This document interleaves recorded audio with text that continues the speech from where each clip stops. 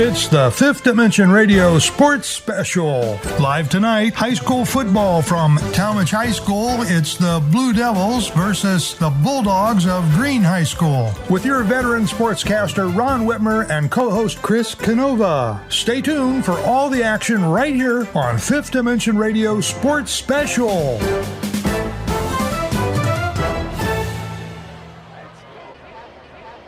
Good evening and welcome to Larry Bagnoli Stadium at Tallmadge High School for the Fifth Dimension Radio High School Game of the Week. Brought to you by Jobs for Ohio's Graduates and the Stables. I'm Ron Whitmer and I'm joined in the booth by color analyst Chris Canova for tonight's clash between the former Suburban League rivals, the Tallmadge Blue Devils, and the Green High Bulldogs. Chris, welcome back. World traveler, or at least nation traveler. Hope you got some rest because I think we're in for a good one tonight, although I think right off the bat, one of the things that we're going to keep an eye out, several key injuries for Tallmadge going into the ball game, and they're going up against a Green High team that's not off to the best of start, so there's going to be a little extra in the tank, I would think, for the Bulldogs getting ready for their Federal League season, you know, one of the power conferences in the state. So should be an interesting matchup. It sure should be. Well, I'm glad to be back in Ohio, the heart of it all, right, Ron? Absolutely. And we're going to see these Bulldogs, I think, get after it. And now for your pregame enjoyment, we're going to see the strength of schedule show right away, I believe, especially with those injuries for the Blue Devils. And we'll talk about those injuries as we get into the game tonight. Let's take a quick 30-second break, and we'll be back to hear from Green coach Mark Geis. Jobs for Ohio's Graduates, JOG for short, is a workforce readiness nonprofit covering Northeast Ohio, including Ashland, Medina, Stark, Summit, and Trumbull counties, helping youth ages 14 to 24 and adults complete their education, develop soft skills, and start their careers. To make this possible, we need people like you to support the next generation of the workforce and partner with JOG today. Go to jogworks.org, jogworks.org, for more ways to mentor and hire JOG participants, attend events, and more. All right, Ron Whitmer here, pregame with Coach Mark Geis from the Green Bulldogs. Coach, a good season last year, and I think you were expecting the same this year. It's early, but a couple of tough losses, it looks like.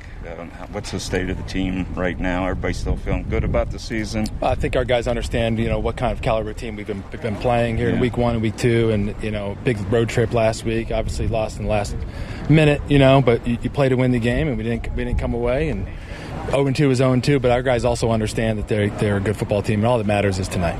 And you play in one of the best leagues in the area for sure, if not the best. But you're coming back against what used to be a big-time rival when the Green was still in the Suburban League. Mm-hmm. Do your guys, are they aware of that? Do they talk about it at all? Is there any extra importance on this game? Well, for us, it is just like any other game because I mean, you've already said it in our league. We feel like every week we're in a rivalry game. Now, we have educated them every year on the importance of playing Tallmadge and some of the old school roots in the Suburban League and what it has meant to our community. So they're definitely kept up to date on that. Okay. You have a senior quarterback. Is he healthy? Is he ready to go tonight? Very healthy. Very healthy. He's an exciting young kid. Okay. Offensively, what kind of sets can we look forward to seeing from you guys? We're very multiple. We'll be anything from empty to 2-3 backs back there, but depending on the health of the team every week, it's high school football. It will depict what you see. So running backs in good shape for tonight too, or we'll find out when we get out there. Okay, yeah. maybe not. Right. Okay. How about on defense? What do you have to do to stop Tallmadge tonight? Always in high school football, you got to stop the run first and foremost. But we also know they've got some talented athletes, and we're going to have to play discipline in the back end and be able to tackle well tonight. Do you feel like you have an advantage in the trenches tonight, or how do you see that? I think both teams probably have that as a question mark, and because we play different opponents, it's hard to tell on film sometimes. But that is going to be of utmost importance for us to win in that area. Okay, Coach, thanks so much for taking a few minutes before the game. Good luck to the Bulldogs tonight. Appreciate you. Thank you. So that was Green coach Mark Geis. We'll be back and have a few words with Tallmadge head coach Mike Hay right after these words from the stables. Horse racing is a great sport, and now you can have a horse in the race. Own a little and love it a lot. Thestable.ca is an award-winning horse ownership experience. Purchase as little as 1% of a racehorse and pay a set monthly fee. No surprises, modest investment, low risk, and completely accessible and transparent operations. Thestable.ca offers a unique, engaging racehorse ownership experience and features great customer service and consistent updates about your horse. Our innovative video production team tracks your horse's training progress, and clients are encouraged to visit the horses at any time. Thestable.ca is right for harness racing, and if you want to have a horse in the race, it's right for you too. For more information about The Stable, email Anthony at thestable.ca or call 519-400-4263. Ron Whitmer here at Tallmadge High School before tonight's matchup between the Tallmadge Blue Devils and the Green Bulldogs, talking with Tallmadge head coach Mike Hay.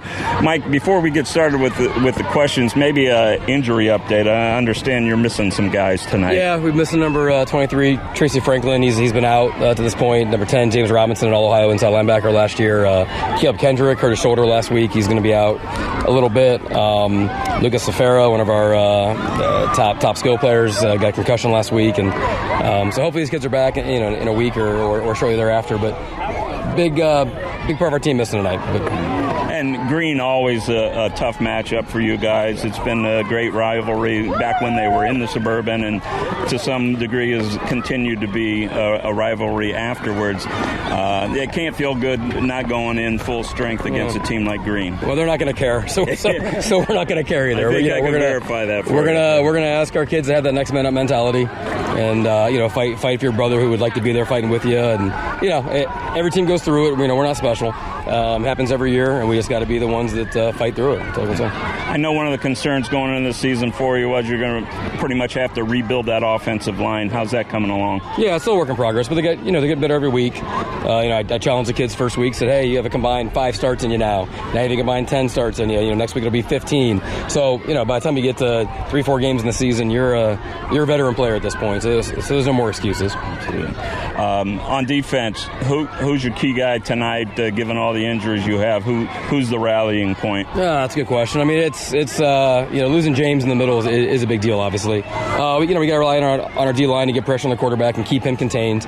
So we're gonna rely on Nathan Heller and Xavier Caldwell and Chase Cluster, guys on the outside to do what they're supposed to do, and then get a push inside with Darren Clark, who I think's really, really hard nosed to get blocked, and he needs to do his job tonight. And if he does, then we like our secondary a lot. Even with the guys banged up, we still got a lot of starters back, and we feel good about it. So let's let those guys have a chance at some third and long opportunities. So last year in the Suburban League for you, where I don't know how I want to ask this. What are your chances of winning the league this last time? Terrible question. I'm sorry. No, I get it. So I understand the question, and I also understand being a coach, and we're going to have that 1 week at a time mentality here. So we're finishing up the first part of the season here, that 3-game non-conference schedule, and then we'll turn our eyes on Copley next week and look to go 1-0, and maybe hopefully the following week beat Barberton and be 2-0, and then look at Highland the following week. So all we can do is control what's in front of us 1 week at a time, and we'll worry about the other stuff as it comes up. Absolutely. So last question: What has to go right for you to beat Green tonight? Yeah, we gotta get first downs. We got to get them off the field. That high-paced offense is going to tire our guys out. They're obviously well coached and they spread the field, but they spread the field and they run the ball really well. So we got to do our part offensively to not just put points on the board, but also just keep our defense off the field. So if we can put turnover free and not be behind the sticks on first and second down, give us a chance on third and shorts and third and mediums, pick up some yards, and then hit the big plays when they're there. Told our offense, we got to score between 24 and 26 points today probably to have a good chance to win this thing, and let's go do our part. That's Tallmadge coach Mike Hay. Coach, thanks for spending a few minutes with us, and have a great game tonight. Appreciate you guys. Back here at Larry Bagnoli Stadium here in Tallmadge for tonight's game between the Blue Devils and the Green High Bulldogs. So, Chris, we just heard from Coach Mike Hay, and like any solid coach, he's not going to let injuries be an excuse for tonight, right? And he's also trying to get his team in a position when they start their league schedule next week, and with 2 certainly 2 winnable games to start and get ready for Highland, who in the Suburban American has been everybody's favorite for the last couple of years. So the outlook from the coaches, at least, is the proper one. Let's see if the kids can, the guys who need to step up into those spots for the injured can do it tonight. You know, Coach Hay gets it, right? He said everything that he was supposed to say, but not only did he say everything that was right, he did it and he was excited. And when you have that kind of guy standing in front of a bunch of young kids, you know he's going to get them pumped up. Absolutely. You know, one of the things he made sure to tell us was, this is community night. You know, you have the young football players, the cheerleaders, they're all here tonight, they're all excited. He had these his young men get out there and give every one of these young kids high fives. If they're not excited, they're never going to be excited. So you can tell he's doing a great job. He's been here 7 years. I was looking at the coaches' records. You know, Coach Geis has been, I think, at Green 7 years as well. Very similar records. Experienced coaches. I think we're gonna see a good show tonight. Yeah, absolutely. And you mentioned all the youth here tonight. It's youth night, and that all goes back to building a program or maintaining. You know, I think Mike or both coaches have been at their programs long enough now. It's not so much about building the program. It's about maintaining what they've built and playing through injuries, playing through the lean years, knowing that you've got that program in place and better days are ahead. And I think both of these coaches firmly believe that going into week 3 tonight. Yeah, I agree. You know, Green comes in tonight 0-2, and they played a state champion from last year and a team that I think was in the regional final. Lost one game in last week's game, I believe. No, 2 weeks ago, I think. The last week's game in the last minute, and the opening week, I think, in the last quarter. In both games, just didn't pull it out, and we'll see how they recover tonight. But I expect to see good things from them. Yeah, absolutely. So we'll keep our eye on the Tallmadge defense, which is minus several key guys tonight. Let's see if they can keep their offense in the ball game and let them step up. But we should mention Tallmadge has a new quarterback this year. He is a move-in from the Elliott community, and we talked to Coach about, is he got his feet on the ground. And again, to his credit, he didn't want to hear about that. He's had plenty of time. Everybody's an experienced player by this point in the season. So we'll see if the Tallmadge offense is able to move the ball against Green, and if the guys who are stepping in on defense for Tallmadge are able to hold the line. Let's take this final pregame timeout, a 30-second break, and we'll be back and get ready for the kickoff. Jobs for Ohio's Graduates, JOG for short, is a workforce readiness nonprofit covering Northeast Ohio, including Ashland, Medina, Stark, Summit, and Trumbull counties, helping youth ages 14 to 24 and adults complete their education, develop soft skills, and start their careers. To make this possible, we need people like you to support the next generation of the workforce and partner with JOG today. Go to jogworks.org, JOGWORKS.org for more ways to mentor and hire JOG participants, attend events, and more. Back at Tallmadge, and my math's not real good, Chris, but it appears to be several thousand. It's probably not that many, but there are a lot of young people out on the field running right at us. And my first instinct was to head for the hills. They're like ants. They're everywhere. And they are having a ball out there. Let's hope they can maintain that level of enthusiasm when they get to the stands, and see if they can't pump up this Tallmadge team that can use their support. We got blow-up helmets. We got firemen. We got it all happening here at Tallmadge. You're a helmet guy, I noticed. Well, I know. Hey. I love it. So something I do notice a little bit different than last week.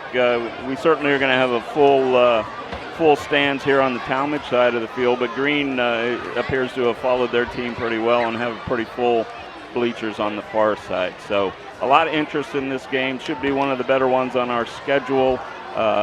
Certainly, we'll probably get an idea pretty quickly as to whether Tallmadge can overcome the injuries or not. Right. It looks like we have Green receiving the opening kickoff tonight.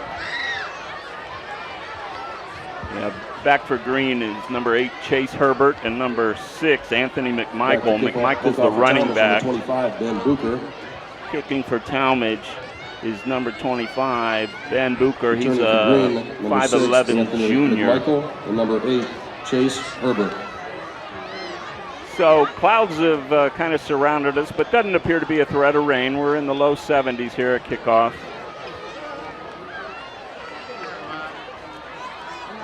Booker has it teed up at the 40, and we're about to get underway. He approaches the ball, kicks a little squibber just across the 45, taken down by Green's number 2, Cole Metcalf. So Green will have the ball at the 43-yard line, their own 43. I think the Blue Devils were looking to catch Green by surprise, and it didn't work. So Green will have excellent field position to start the game. Just underway here from Larry Bagnoli Stadium in Tallmadge. Quarterback for Green is number 12, Tyson Hunka, veteran in the backfield, and behind him, the running back is Anthony McMichael.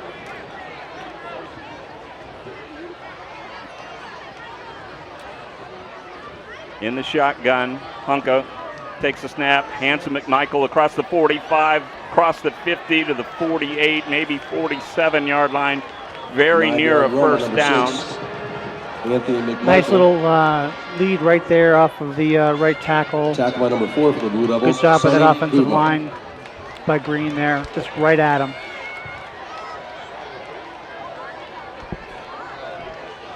So second down and 1.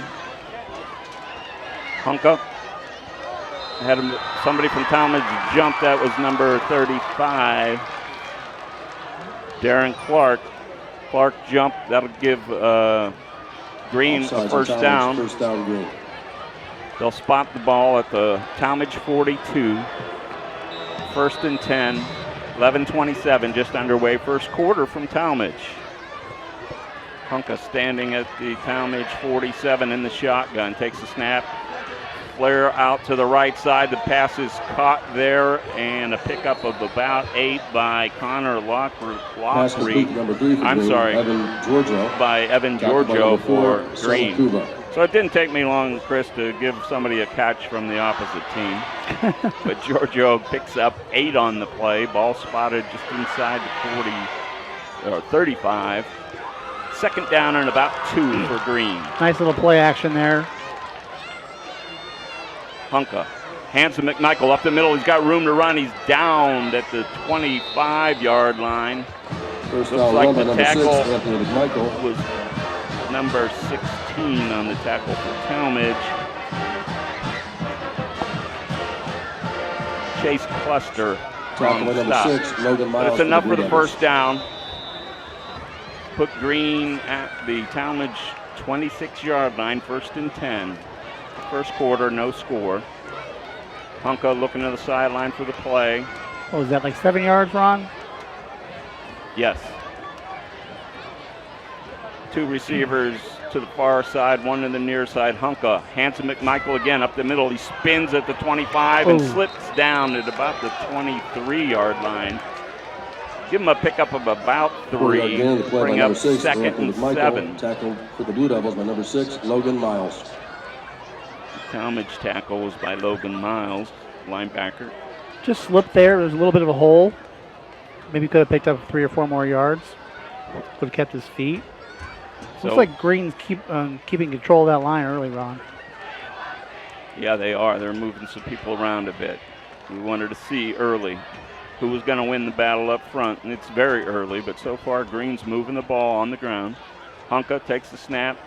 Hands to McMichael up the middle again. He's across the 20 to about the 19-yard line. About 2 yards short of the first down. It'll be 3rd and 2. McMichael on the run again. Tackle by number 4, Sonny. So they're bringing that slot running back, the slot back, either folding him or leading him every play. Follow that guy, and that's where the ball's going. Tallmadge tackle by Sonny Kuva. Little different look for Green this time.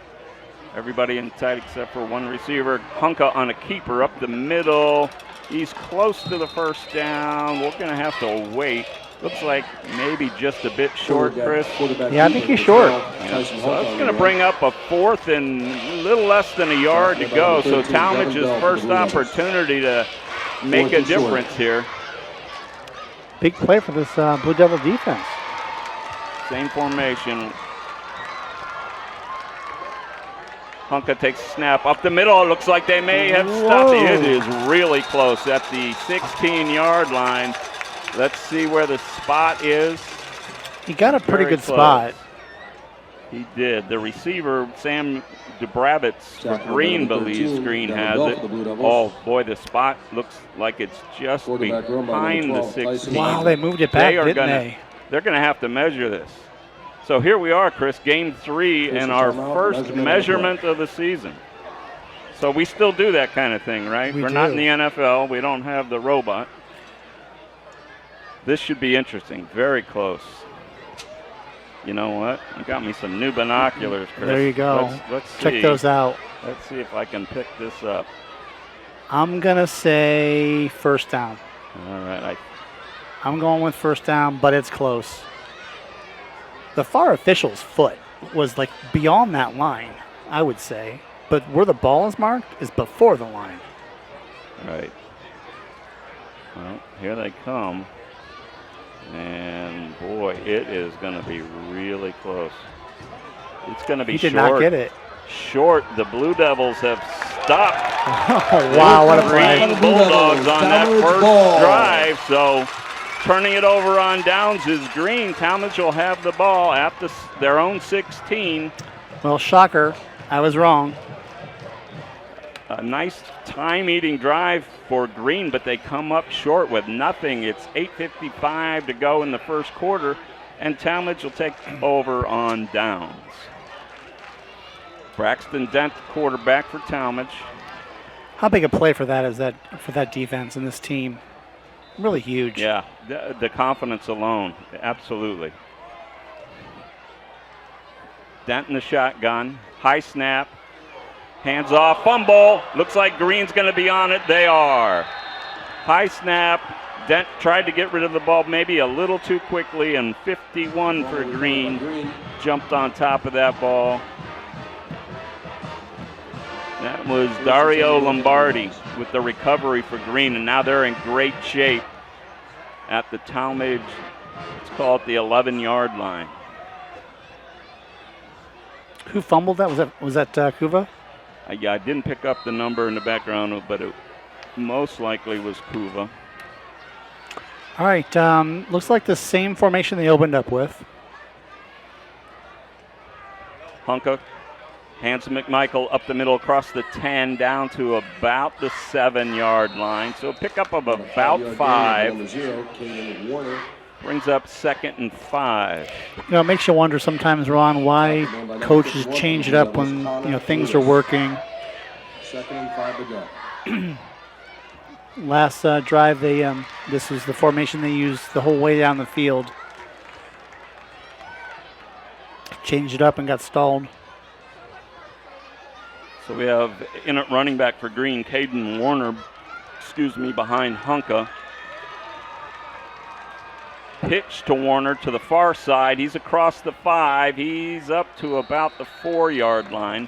That'll bring up a 3rd and about 2 for Green.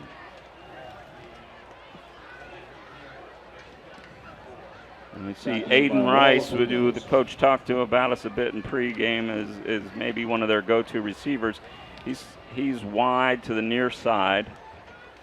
To the far side, looks like Sam Dubravitz. Hunka in the shotgun with Warner behind him. Now they'll take a look over to the sideline. They've got the play. Changing the play is Hunka. Calls for the snap.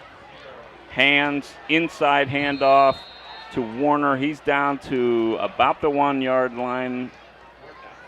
But they're going to mark him short, not the 1. They must have had a knee down earlier than I saw, so they're spotting him at about the 3. 4th down and a yard. So here we are again, Chris. Let's see what Green decides to do this time.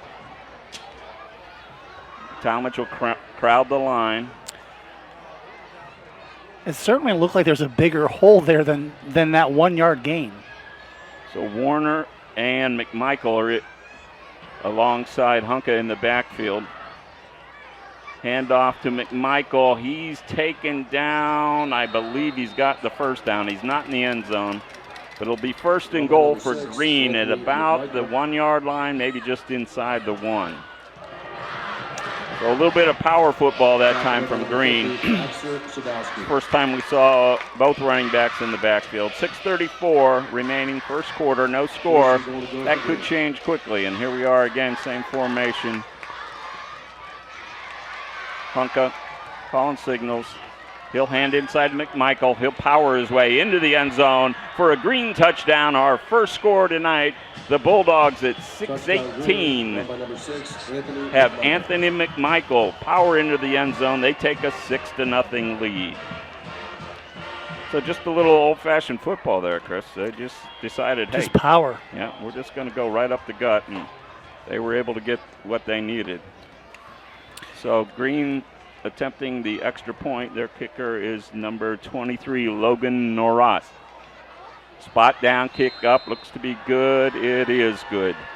So with 6:18 remaining in the first quarter, it's Green 7, Tallmadge 0. We'll be back after this 30-second message.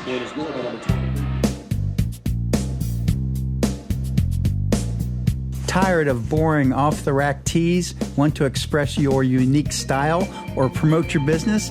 How about create an unforgettable memory? Call us at Screen Print Original, 330-414-1635, 330-414-1635. We bring ideas to life. We offer high-quality DTF transfers on a variety of apparel, ensuring vibrant colors and lasting designs, from custom creations to bulk orders, all for you. If you have an idea, give us a call at 330-414-1635, 330-414-1635. You can also drop us a line at screenprintoriginal@gmail.com. We look forward to serving you. Back at Tallmadge High School, the Green Bulldogs have just powered in from about a yard out to take a 7-0 lead on the touchdown by Anthony McMichael. They're ready to kick off. Back deep for Tallmadge is number 7, Quentin Johns. He's alongside Robbie Reed, and we'll try to pick up the other one. Kick looks like it's coming to Reed. He'll take it, and he's knocked down by his own man. And frankly, for Reed, that ball was going right to Quentin Johns, who didn't, I think, see Reed coming across him. And they ran into each other, and consequently no return. So the ball will, just what the Blue Devils didn't need, Chris. They needed a bit of a run back, get them some decent field position, and instead they're going to have to start this drive from their own 12. Well, I'm trying to think of something positive to say there. You called it, Ron. That wasn't his ball. He took it and knocked his own guy down, in the process knocked himself down. So, well, let's see if the Blue Devils can recover. Dent, another high snap, hands off, running to the far side is... Heck of a run. Heck of a run. First down run by number 6, Logan Miles for the Blue Devils. Logan Miles. Miles is wearing number 6 tonight instead of the injured Lucas Vera. So no wonder I had to pause there. So Miles picks up enough for the first down. As you mentioned, a really nice run up across the 25 to the 27, 1st and 10 for the Blue Devils. Another high snap. Another handoff to Miles. He's up for about a 2-yard gain near the 30. We'll give him 2 and call it 2nd down 8. Yeah, they're running a lead play to the left, kind of trying to outman Green to that side, and Miles is running hard. Low center of gravity. And Tallmadge looks really big on the offensive line. Yeah, it doesn't look to be a matter of size imbalance. Here's a snap, another high snap. This time they give to Kuva, who's basically taken down at the line of scrimmage. Give him about a half a yard maybe. We'll call it 3rd and 7. Run by number Big play for this team right now. They need to stay on the field, get their defensive rest. How much time's left in the first quarter? There's about 4.5 minutes left in the first quarter. And Tallmadge's defense has been out there the entire game so far. Yeah, the problem for the Blue Devils is so many of them are playing both ways that Right. It's going to take its toll. It's just a matter of when. So Kuva next to Dent. We got a timeout. Mike Hay wants to talk about it. Saw something he didn't like there. Let's take this opportunity to take a 30-second break, and we'll be back to Tallmadge High School. Jobs for Ohio's Graduates, JOG for short, is a workforce readiness nonprofit covering Northeast Ohio, including Ashland, Medina, Stark, Summit, and Trumbull counties, helping youth ages 14 to 24 and adults complete their education, develop soft skills, and start their careers. To make this possible, we need people like you to support the next generation of the workforce and partner with JOG today. Go to jogworks.org, jogworks.org, for more ways to mentor and hire JOG participants, attend events, and more. Back at Tallmadge High School, 4:35 remaining in the first quarter. Ron Whitmer along with Chris Canova. Tallmadge with a big third down, 3rd and 7 from their own 30. And as Chris mentioned before the break, they really need to try to maintain some possession here and give their defense a little rest. Trips right this time. Dent rolling to the right, looking downfield, has a man open, and boy, there had to be big that time. is a good call. Either interference or a hold or both. Right in front of us at about the green 45. It looked like it was Evan Giorgio maybe on the penalty for green, but that's exactly what the doctor ordered for the Blue Devils. A nice job by Dent. Seen his man open and given him a little room to run under the ball. Oh, and here I'm watching too much college football, or actually pro football. It's not spotted at the 45. It's a 10-yard penalty that'll give 15. Actually, it is at the 45, just the other one. It's Tallmadge 1st and 10 on their own 45. Give to Kuva. Kuva running to the near side across the 50 to the 49, maybe the 48. Nice pickup on first down by Matt Kuva. Tackle appeared to be Jaden Hall for the Bulldogs. Nice little stretch play there to the right by Tallmadge. Green's in this 3-man line, and if you can stretch them out, get that corner, which Tallmadge is sealing them pretty nicely out here. You got to get some outside support. And they just didn't get it that time. So got Miles and Quentin John. Actually, Johns goes to the slot. It's Miles next to Dent in the backfield. Handoff up the middle. Another botched snap. I think Tallmadge fell on it. And let's see. Yes, it is Tallmadge, but it's a loss of a yard and a half. So it's going to bring a 3rd and about 4. So the Blue Devils have had quite a bit of difficulty on the snap into the shotgun, Chris. And they have, but ultimately the quarterback has got to take care of the ball, and I'm sure Coach Hayes is going to handle that when he gets to the sideline. Tallmadge in the spread. Dent hands the Kuva up the middle. He gets a yard maybe. It's going to bring up 4th and about 3. Decision time for Coach Hay. It's still early, just 2:53 remaining here in the first quarter. So you would expect a punt, but we'll see what happens. 4th and 3 to go for Tallmadge.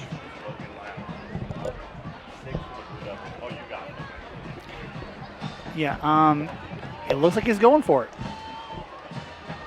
It definitely does, unless they're just trying to draw him off. So Dent takes a snap, another high snap, and an end around coming to the near side. There's space to run. They got a first down and out of bounds On the end around is Robbie Reed for Tallmadge. Nice design play that time. They showed him something that ended up being something different. It looked like it was going to be a handoff up the middle. Instead, they got the Ran a pitch, reverse, yeah. Pitch to the near side on the reverse to Reed, and a first down Tallmadge at the 41-yard line of Green. Kuva in the backfield alongside Dent. Snap, handoff, no handoff. Yes, there was a handoff. All kinds of trouble in the Tallmadge backfield. I thought that Dent had held on to that one. He didn't. He gave it to Kuva. Have a flag on the play and a personal foul. Again, Green shooting themselves in the foot. Looked like the hit was a little high on Dent. So they'll mark off 15 here. I want to see what this call is. I thought I saw, personal foul. I wonder what happened. He threw that from behind. That's an interesting call from there. Yeah. Pretty sure that it was a hit up high on Dent. So regardless, it's going to give the Blue Devils another first down. And they're moving the ball. Just what they needed after that drive by Green that they stopped and then turned the ball right back over to Green, who then scored. Now with 2 minutes to go in the quarter, the Blue Devils are on the move. Ball's 1st and 10 on the 24-yard line. Coach Hay is loving this. He wants the ball, and he doesn't want Green to, he doesn't want Green to have opportunity. Another high snap. Dent drops the pass this time. Has a man open in the end zone, but can't find him. Ball's thrown out of bounds. That is too bad. Robbie Reed was open near the marker, sideline marker in the end zone, the pylon, but ball overthrown. So that'll bring up 2nd and 10. Nice strong throw by Dent, but not on target. Yeah, he had him there. He was open. 2nd down, 10. Quentin Johns in the slot. Kuva next to Dent on his left side in the backfield. In motion is Reed. They pitch it to Reed. He's trying to make the corner. Instead, cuts it up the middle. Picks up about 2, maybe 3. Not a whole lot there that time for Reed on the outside. Did a nice job of cutting it up the middle, but is only able to pick up 2. So it'll be 3rd down, 8. Minute 28 to go in the first quarter. Tallmadge down 7-0. So another big play for the Blue Devils. You'd think they'd want to get something manageable here. I know we talked about the Green kicker being good from about this distance. I'm not sure about the Tallmadge kicker. The center for Tallmadge is 55, Gage Hurston. He snaps. Dent looking deep again. He has a man who couldn't locate the ball in time. The intended receiver that time was Harry Jividan for the Blue Devils. That falls incomplete. It'll be 4th down and 8. Ball spotted just inside the 25. And this is one of those, Chris, where if you don't have a big-time kicker, then it's a no-brainer. You got to go for it. That appears to be what the Blue Devils will do here. Looks like they're going trips up high. Maybe the similar kind of play they ran down before. Chad Racinko to the near side, and Dent with the blitz by Green is drilled at the 35-yard line. The tackle for Green is number 0, Caden Warner, and he got help that time from 51, Dario Lombardi. They rushed 7, 8 guys there. Everybody was on the line. Went man up top. So Tallmadge will turn it over on downs. Green will have it on their own 32-yard line. And we're running just under a minute to play here in the first quarter. Hunka takes the snap for Green. He's looking deep. He's throwing a long ball, and man's wide open, runs under it, and brings it down at the 30-yard line. The catch is made by Sam Dubravitz. And boy, if Dubravitz didn't have to change course on that ball, kind of hung up on him, he had 6 points. Yep, that was a nice throw. You know, he was smart, right? He put some air under it. He was wide open. Let the kid catch the ball. Big gain. Yeah, Dubravitz had at least 10 yards on the nearest receiver that time. So a breakdown in the defensive backfield. Tallmadge, as I'll remind you, had some injuries, and that could have played in there. Honka takes the snap, hands to McMichael up the middle. He's fighting hard. He's up for a gain of about 10. Give him 11, maybe 12. That'll be marked inside the 25-yard line at about the 21. They'll put it down at the 21 of Tallmadge. Green leads 7-0. 20 seconds remaining first quarter. 1st and 10. Nice power football there. Again, that slot back just leading the way, just folding inside the tackle there. Okay, Honka, I think they're just going to let the clock run out here for the quarter. Now they get the snap off. Hand off to McMichael. He's hit in the backfield and taken down. Let's give the tackle to number 16. That's Chase Cluster for Tallmadge. And that is the end of the first quarter. Green leading Tallmadge 7-0. Let's take this 30-second timeout, and we'll be right back. If your saving for retirement approach involves the phrase, "I'll get around to it someday," Edward Jones can help. When it comes to meeting your goals, time can be on your side, and there's no better time than now to get started toward your retirement goals. Or if you're in retirement and want a second opinion, let's talk. Edward Jones financial advisor Vince Rosnack can help. Stop by or call Vince today at 234-571-9913 to set an appointment. Or stop by the office at 529 Canton Road in Ellett, across from Eastgate Plaza. So, Chris, as you were mentioning, an entertaining first quarter. Let's hope the next three are just as much so. But Green in really good position here to take a 2-score lead. Yeah, they certainly are. And, you know, Tallmadge had a great stop on 4th down. And they also had some big plays, right? They had the trickery play for, 15 yards or 1st down. Had a chance to score. Green came up with a big sack, then had the big pass play, and here we are 7-0, and Green's driving again. So Green still in the spread. Honka in the shotgun with McMichael behind him, takes the snap, fakes a handoff, keeps it. He's rolling out to the left side and slides down for a gain of about 6. They're going to mark him just outside the 25-yard line. Pick up 6. It'll be 3rd down and 4. For the Bulldogs. Ron, I'm not even sure that was a fake. I think that there was so much penetration there. The defensive tackle beat the quarterback to the handoff. You very well may be right on that.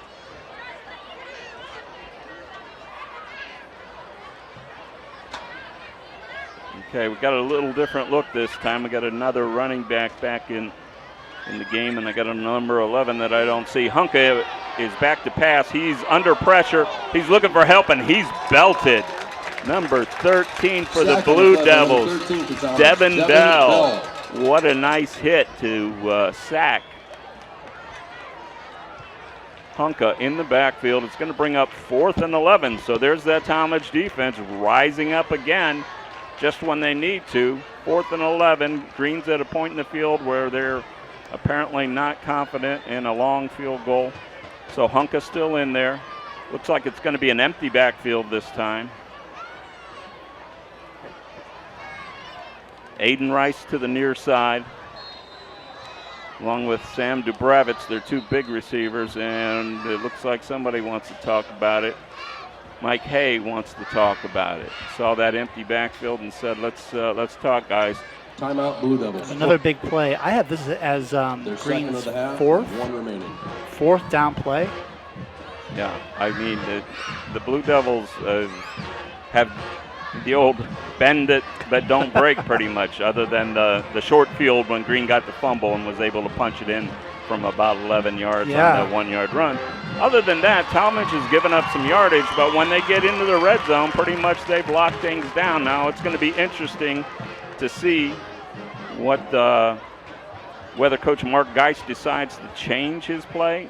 He had emptied out the backfield before Mike Hay took the timeout. That was Tallmadge's second timeout of the first half, by the way. And it looked like the last two plays, Tallmadge came with some pressure. I'm curious to see if they're going to do the same thing this play, or because if they do, Geist might decide to throw a screen here, which may not be a bad play. Trips to the near side. Hunka alone in the backfield, takes a snap, looks to pass, moves up in the pocket, dumps it to a wide open number 18 who runs inside the 5 near the goal line. I don't see a signal. I think it's going to be spotted just outside the goal line. The catch by Aiden Rice. Tackle made by number 9, Chad Racinko. Chad Racinko with the tackle for Tallmadge. The touchdown, at least for now, saving tackle. Snap, hand to McMichael up the middle, and again, he just powers it right up the gut for the green touchdown. The Bulldogs lead 13-0, 10-11 remaining in the first half. So not a play, I don't think, Chris, by design there, but Hunka did a nice job of keeping his eyes downfield, and he found Aiden Rice all alone just out in the flat, and he ran it in. Yeah, he just stepped up in the pocket. Norot with the kick for the point after. It's good. And with that, the Bulldogs lead the Blue Devils 14-0. We'll keep it right here. And well, it ended up being a 20-yard pass play. He threw it 4 yards. He threw it right where there was a gap in the defense. Everybody was about 10, 12 yards off the ball because that's where the first down marker was. Took advantage of it. Get him in a nice play, and there you go, right? 20 yards later. And Chris, I know it's a cliche to say, but the quarterback often drives the machine. We saw that last week with Stowe over Barberton. Jake Harrington, the senior leadership, threw it away when he had to throw it away, threw it to a bunch of different receivers, scrambled when he needed to scramble, and we're starting to see very similar play out of Hunka for Green, Tyson Hunka. Well, you're making a good point, right?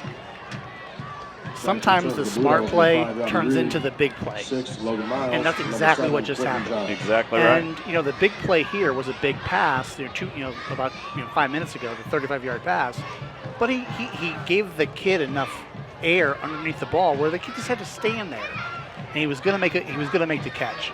Just smart football, well coached. So for Tallmadge, it looks like Quentin John's back again to receive the kick. Norot kicking for Green from the 40. Gets a little air under this one. It's driven them back to about the 5-yard line. The return by Robbie Reed across the 20 to the 23-yard line. So nice return by Reed, and the Blue Devils will have the ball 1st and 10 from their own 23-yard line. So I think we're at the point now, Chris, where Tallmadge has had some success moving the ball. They've gotten a couple of breaks by not really smart penalties from Green, but they haven't put the ball in the end zone or through the uprights. So I think Coach Hay definitely would like to get on the board here. He would like to have a nice sustained drive, if possible, to run some clock, and we'll see what happens. A couple of guys running on late here for Tallmadge.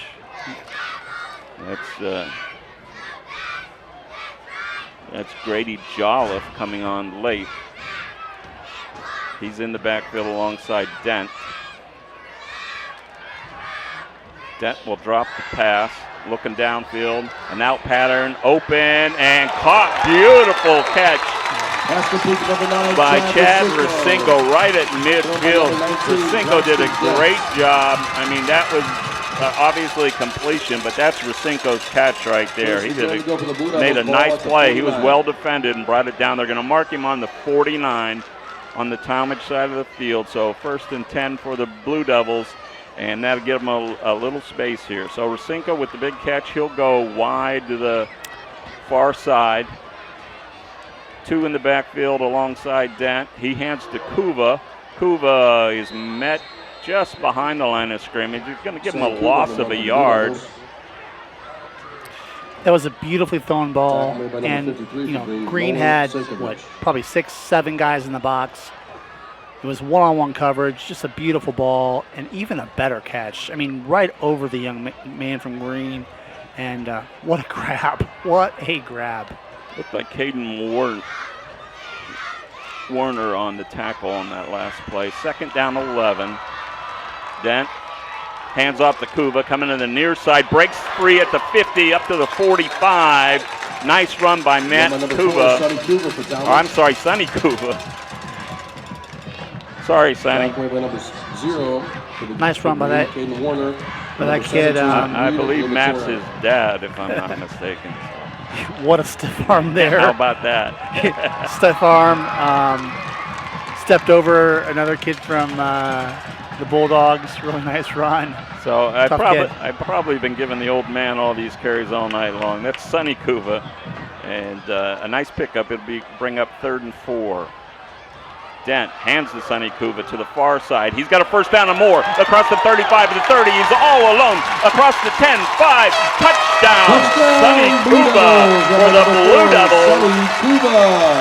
A great job by Kuva reading the holds at the line. And it's a hold. Oh, no. There are 2 people at the green 45, and one of them is Dent, who has the bad news from the official. Flag on the play. We're going to bring that one back.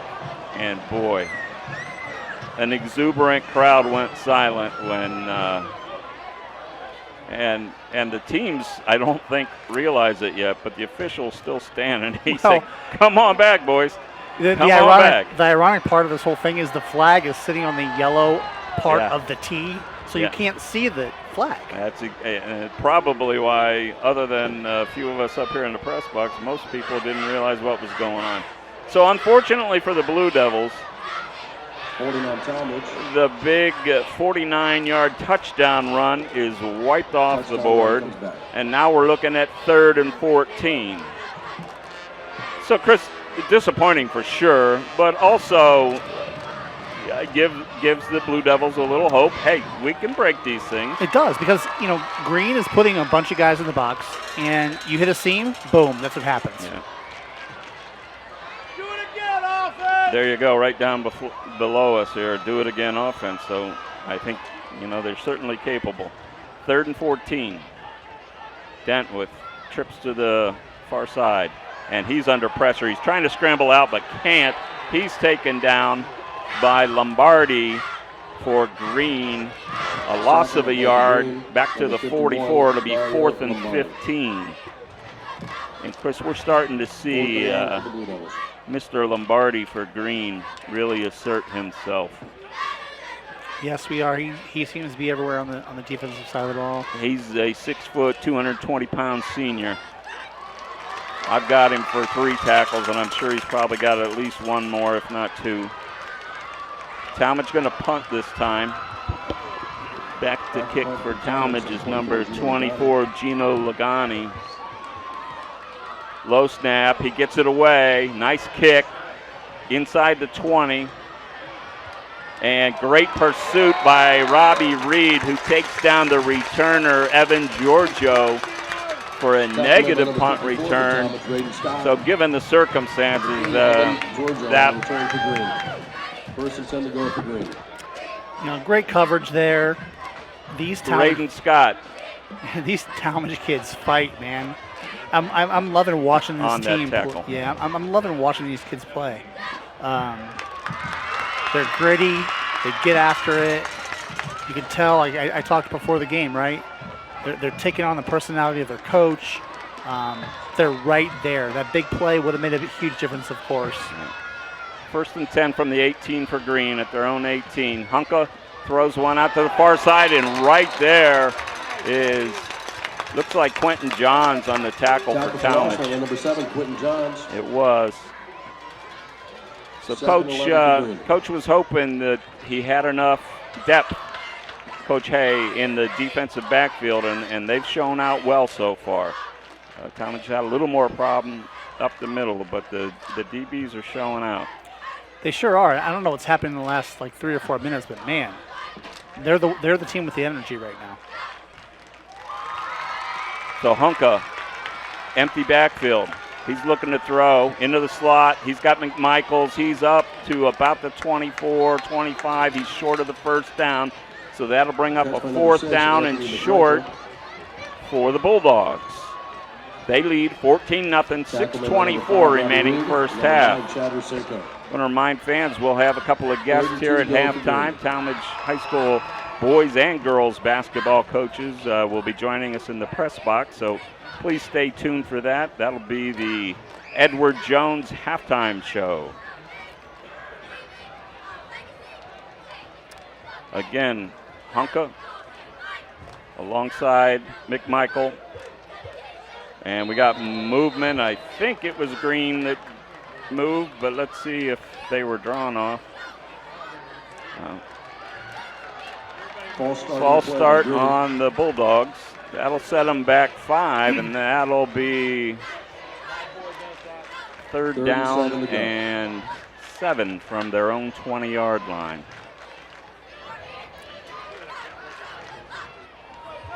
So let's see what they can do here on defense. They're going trips.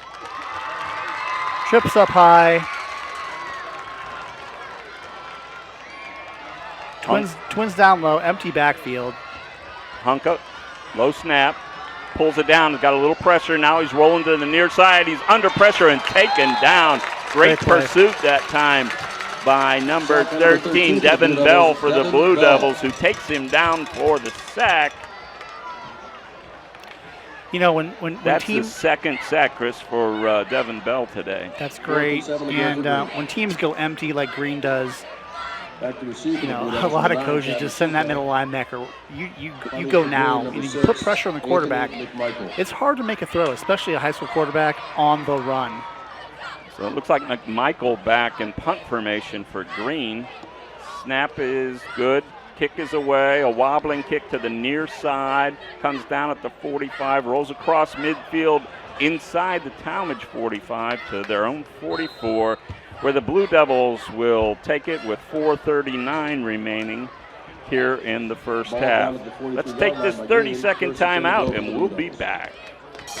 Jobs for Ohio's Graduates, JOG for short, is a workforce readiness nonprofit covering Northeast Ohio, including Ashland, Medina, Stark, Summit, and Trumbull counties, helping youth ages 14 to 24 and adults complete their education, develop soft skills, and start their careers. To make this possible, we need people like you to support the next generation of the workforce and partner with JOG today. Go to jogworks.org, JOGWORKS.org for more ways to mentor and hire JOG participants, attend events, and more. Well, one of the quicker timeouts you'll see, Chris. That was quick. Yeah, the officials must be in a hurry to get to halftime. At any rate, you didn't miss much other than a false start by the Blue Devils. So they're going to start 1st and 15 from their own 38-yard line. 4:38 remaining, second quarter. Green leads Tallmadge 14-0. All right, big series here for Tallmadge. Hand off to Miles up the middle. He is taken down at the 38 for no gain. So that'll bring up 2nd down, 15. Not sure, Chris. I guess they're trying to catch him off guard there. There didn't seem to be any flow to that play. There was no lead back. I mean, one back going to the right, one back going to the left. I don't know what was going on there, but so same formation though. Racinko out to the far side. Dent hands to Miles up the middle. He gets a nice gain of about 6, but it's going to lead to a 4th down and 9 for the Blue Devils. Ball spotted on the 3rd down and 9. Ball spotted on the 44-yard line. I'm thinking that might have been the play that was called last time, but who knows. Big play here. Trips right. I think him rolling to the right. Then this. Dent is rolling right. He throws. As he's hit, ball goes way over everybody's head. and out of bounds harmlessly. That'll bring up a 4th down now, 9. 4th and 9 from the 46. And does Coach Hay want to roll the dice here with 3:23 to play in the first half? Well, the punt team was going to go out, and he called him back, Ron. That's interesting. It's a lot of time left in this half. Yeah. The defense has been playing great. You have a whole half to go. And they're going to reset the play clock. Maybe draw them off sides? I don't know. So Sonny Kuva next to Dent in the backfield. 2 receivers to both sides. Dent looks like he may be quick kicking here, and they snap it over his head. Ball's inside the 30. Dent jumps on it, but it's going to be a change of possession. Give Green the ball at the Tallmadge 28.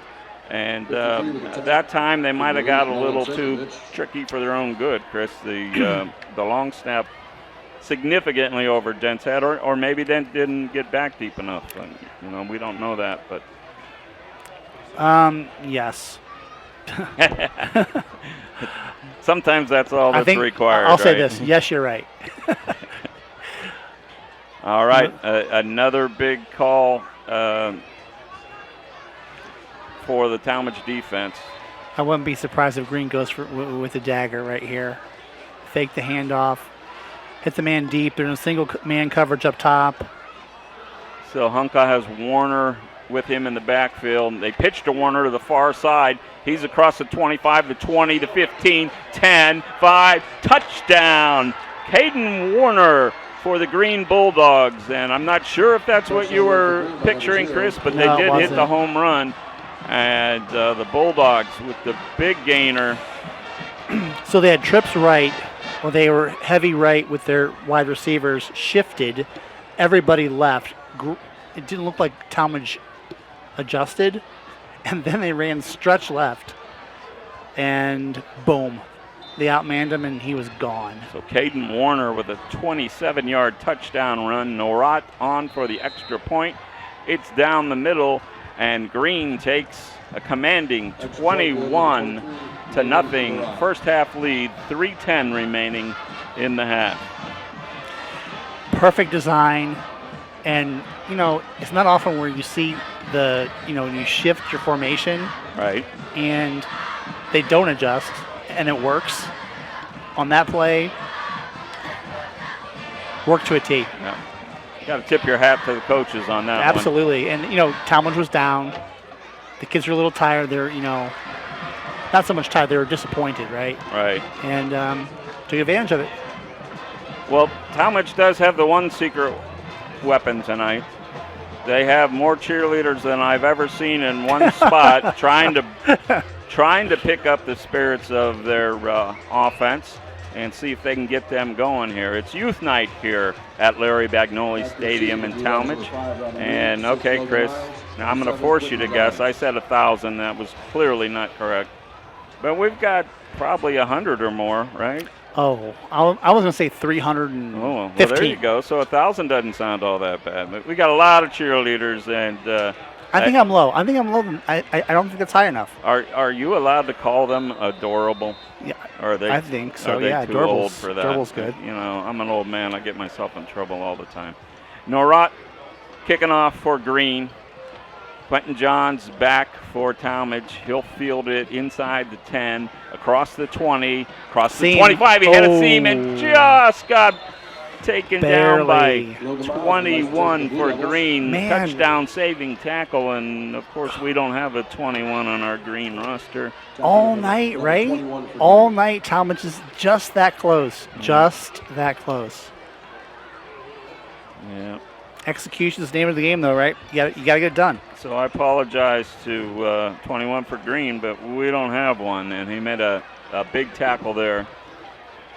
So Tallmadge will have the ball on their own 33-yard line, 1st and 10. They got 3:05 remaining here in the first half. They're down 3 scores. They want to get on the board here before halftime. Dent standing at his own 28-yard line in the shotgun. Hands inside to Miles. He's got no gain. I thought he had a yard, but they're going to spot him for no gain. Bring up 2nd and 10. for the Blue Devils. Tackling by number 27, Josh Taylor. 51, Dario. Remind you, stick around at halftime. We're going to hear from Tallmadge basketball coaches as the basketball season just around the corner. I know the fall workouts to some degree have begun. So we'll talk to those gentlemen and see where the coming season is for them, what they're looking for. Second down 10, Tallmadge. Dent in the backfield. Sonny Kuva to his right. Green with a three-man front. Dent drops the pass, looks over the middle, over Kuva's head, falls to the ground. Incomplete. That'll bring up third down 10. So Green is getting a ton of pressure right up the gut. And I don't know the young man's number, Ron, if you can spot that or not, but let me see. I'm sorry, Chris. I didn't. I was checking on our halftime guest. Yeah. Can you, I think is it 77? 77 is it, yeah. On Man, the end. he's having just a whale of a day. I mean, he's putting all kinds of pressure right up the gut. That's Zane Alaquoy. And I know that I'm saying that right because we practiced it when we talked We did. We practiced it. So, third down 10. Tallmadge, and Mike Hay is going to take his third and final timeout of the half with 2:04 remaining in the first half. We're all paid up with spots here, so let's keep it here. So, Chris, Tallmadge down 3 scores. Is it a 3-score game? How do you see it so far? Tallmadge has had opportunity after obviously the TD called back by a penalty. They drove the ball down here. Had a chance to score, just miscues on offense. Got sacked on the 4th down play. They had chances to stop them on 4th down. Actually, they stopped them on 4th down. This very easily could be a 1-score game. The bad snap. Yeah, that's exactly how I'm seeing it. It just not only to take a score off the scoreboard that would have made it a 1-score game, but took away the energy just like that. Right. I mean, the crowd was energized, the team was energized, and as you said, that one yellow flag was stuck in the yellow of the tee at midfield, and everybody had to march back. Third down 10 for the Blue Devils. Ball on their own 33-yard line. We got, am I seeing 4 receivers to the near side? Yes, you see 4 receivers. Okay, I'm counting as well as I ever have. And one to the right. So Dent in an empty backfield. Definitely a different look, and it doesn't look like Green really has it covered. Dent throwing downfield to Robbie Reed, who makes another spectacular catch at the 30-yard line. Robbie Reed, unbelievable. Had his eyes on the ball the whole way, was well covered, came down, great catch, great hands, and just what the Blue Devils needed. Just over 2 minutes remaining in half. They're going to spot him at the 31. I'm here to tell you he came down at the 30, but let's not quibble. So let's see what that does for the Blue Devils. Does it pick him up? Dent with Miles, Logan Miles next to him in the backfield. Going in motion is Caleb Johnson. Now we have trips to the right. Dent looking downfield again. Now he'll scramble out to the right. He's still looking downfield. Tosses one up for grabs, and it's picked off. Ill-advised pass. That pass is picked off by Reed Liberator, a 5'7" sophomore for Green. Liberator with the pick. Mark it down at the 10-yard line. Chris, that one, you just kind of threw it up for grabs, and you don't want to be doing that when you're 1st and 10. Trying to make a play, overthrew the sprinting receiver, and I can't overthrow it down on that area of the field at the hash. So Green leads by 3 scores. They have it 1st and 10 on their own 10. Tallmadge has to guard against this one totally getting away here. Hunka fakes, pulls down, quarterback draw, all kinds of room, up the middle, over the 25 to the 27-yard line. Give Hunka a gain of 17 yards and another Green Bulldog first down. Number 9 for the Blue Devils, Chad Rusinko. First down on the play. Hunka this time will be alone in the backfield. Aiden Rice to the near side, along with Sam Dubravitz. Hunka looking to throw, chasing the pocket. Looked like he was taken down and finally is, that time by number 17 for the Blue Devils. That's Xavier Caldwell on the tackle. Second and long to go for Green. 44 seconds and running for Green, and with that big loss, it looks like Coach Mark Geis may be willing to let that clock run. Yep, they're in the victory formation here. Do you call it a victory formation in the first half, Chris? I don't know. But I think it's a safety They're going to knee it out. He does take Good the question, knee. though. 21 seconds remaining in the half.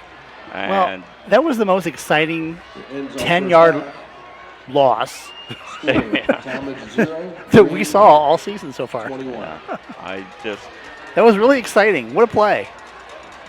Well, here's the good news for the Blue Devils. They've been wanting offense. There's been some offense tonight, right? Some big plays, but it seems like every time there's a big play, then they shoot themselves in the foot, and all of a sudden they either turn it over, they get a big penalty, and the ball goes back the other way. Consequently, Green has not done that. They had a couple penalties earlier on defense that cost them a little bit, but offensively, it's a well-oiled machine. Right. A lot on the ground, a little bit of intelligent passing in terms of the route running and the choices by Hunka. And consequently, they're up 21-0. You can see where Tallmadge had a bunch of opportunities, right? And I'm sure Green's head coach is not going to be happy about that. But, hey, they're up 21-0, and that's what matters.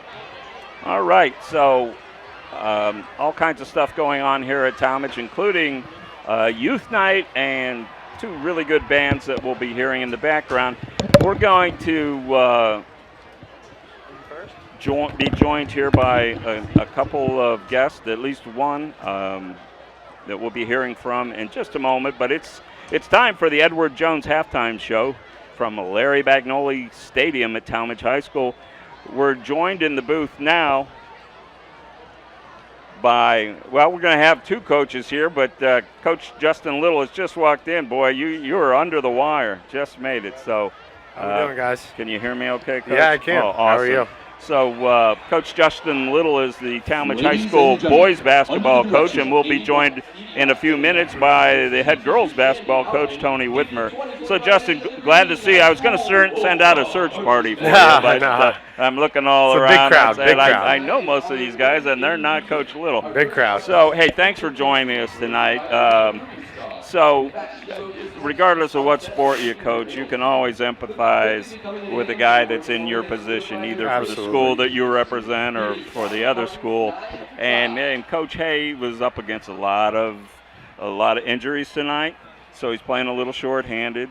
His guys had some big plays, but just weren't able to polish off drives. So I know in basketball you've had maybe what you thought was a big lead that somehow disappears, or you've had an opportunity to be down 10, 15 points and make a run and get back. So, first of all, how much of the first half did you see, and are the Blue Devils still in this thing? I watched most of it, yeah.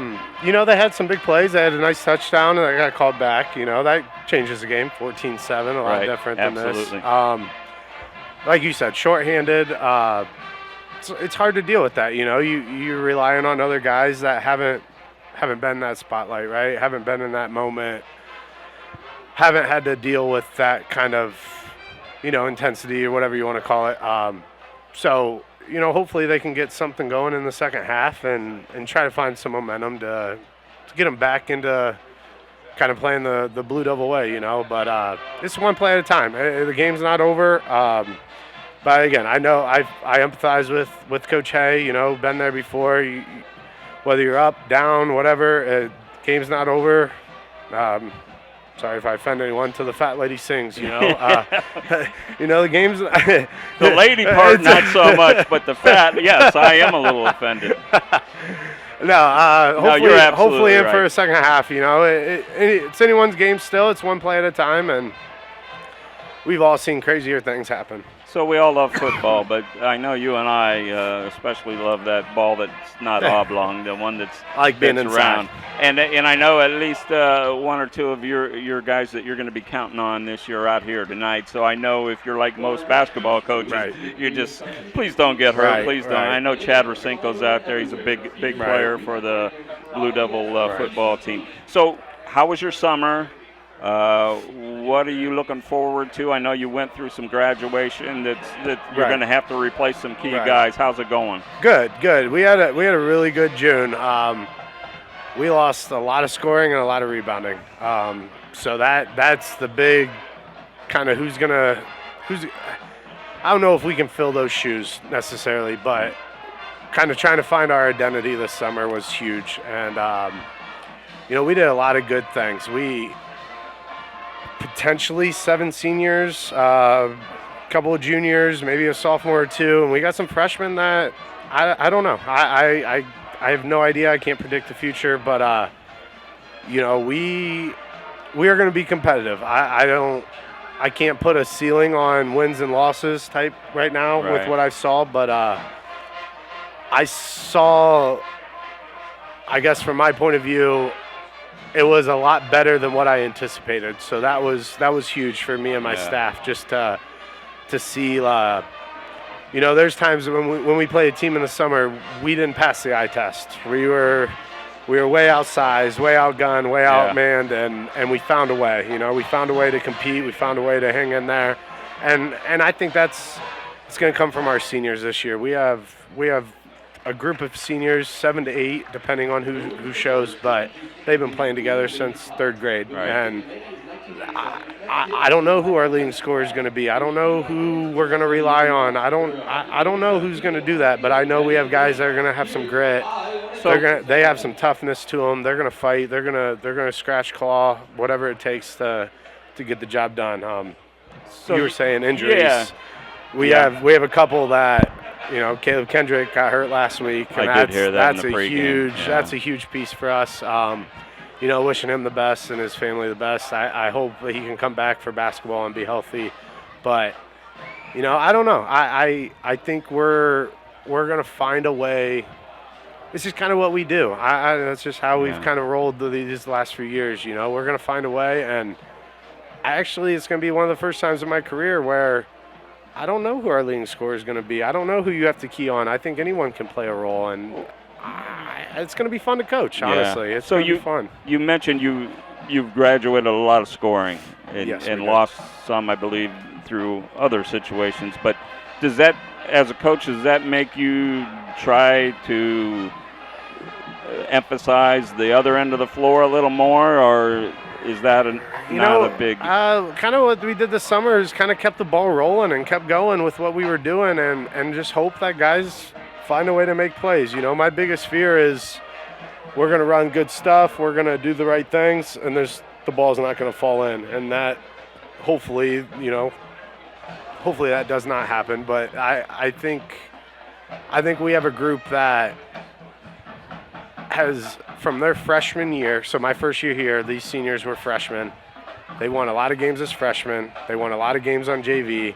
Some of those guys that played varsity last year as juniors, they won a lot of games. Like this is a group that is not really used to losing, and I hope.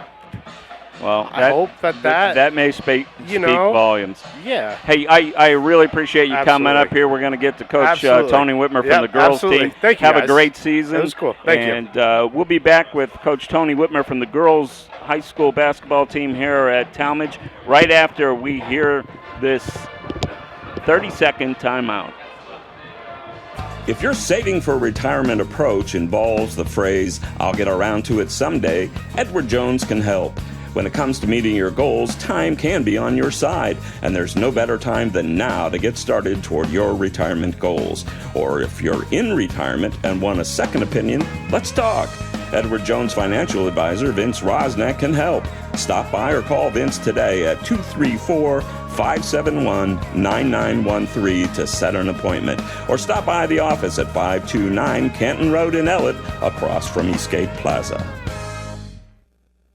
Horse racing is a great sport, and now you can have a horse in the race. Own a little and love it a lot. TheStable.ca is an award-winning horse ownership experience. Purchase as little as 1% of a racehorse and pay a set monthly fee.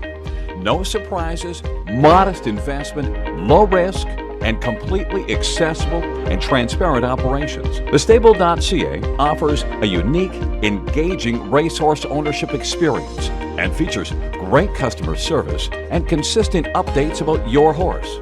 Our innovative video production team tracks your horse's training progress, and clients are encouraged to visit the horses at any time. TheStable.ca is right for harness racing, and if you want to have a horse in the race, it's right for you too. For more information about The Stable, email Anthony at thestable.ca or call 519-400-4263. Back here at Tallmadge, where at halftime the Green Bulldogs lead the Tallmadge Blue Devils 21-0. I'm joined in the booth by a name that is very familiar to me, Tallmadge girls basketball head coach Tony Whitmer.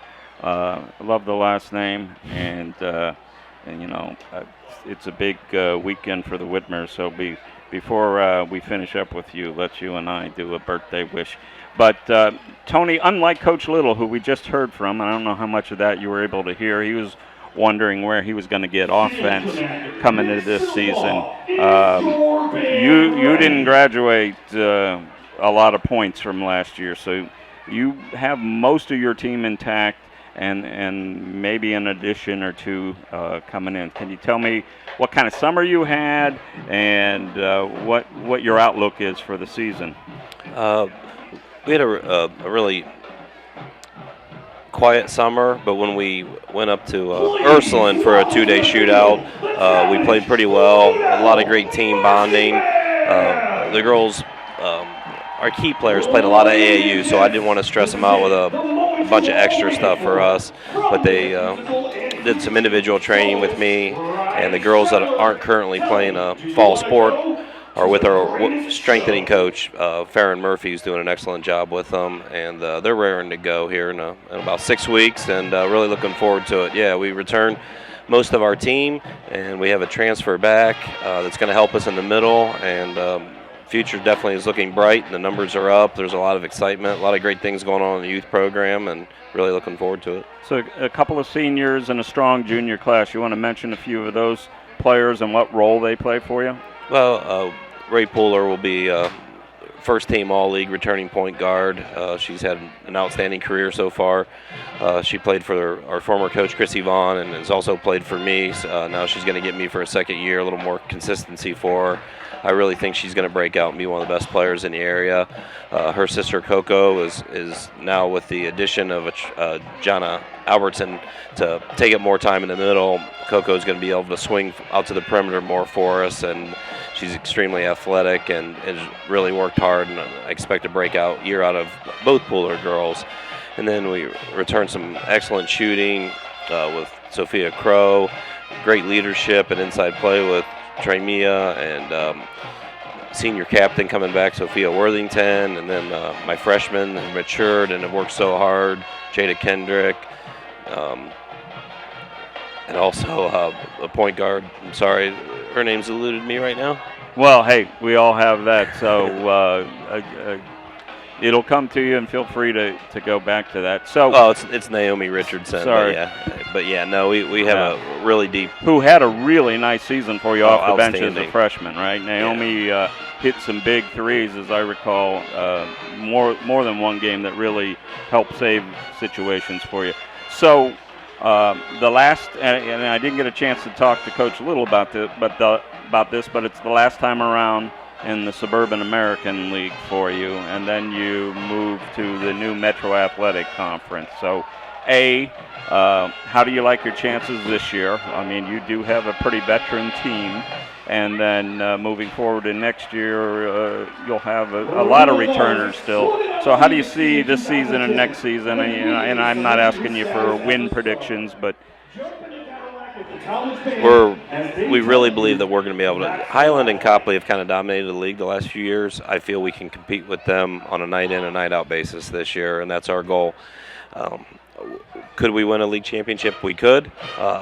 But it's more important to me that we battle for a league championship, and then we can turn around and battle for a district championship. We fell just a little short last year of that, and see where things can get us. As far as going to a new league, that's going to change some things, and a lot of those schools, we've either scrimmaged or played. It's going to help a lot of the programs here at Tallmadge. There's going to be more schools our size.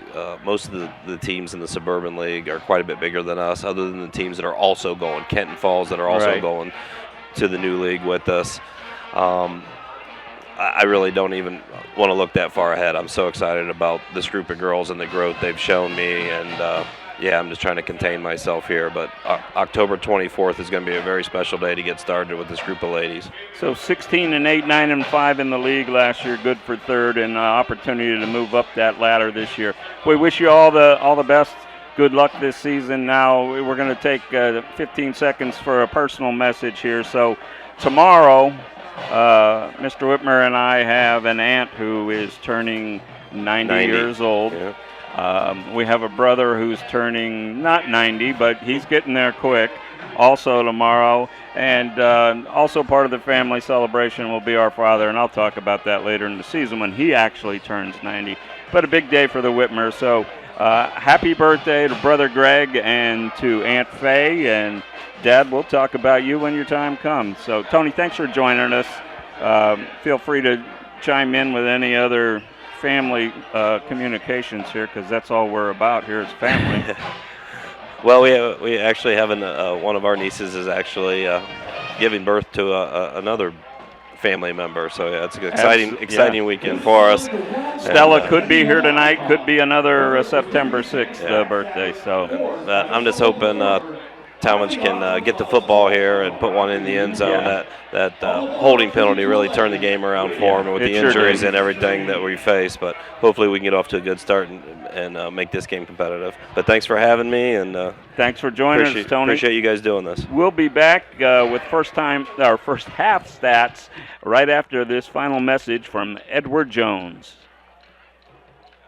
If your saving for retirement approach involves the phrase, "I'll get around to it someday," Edward Jones can help.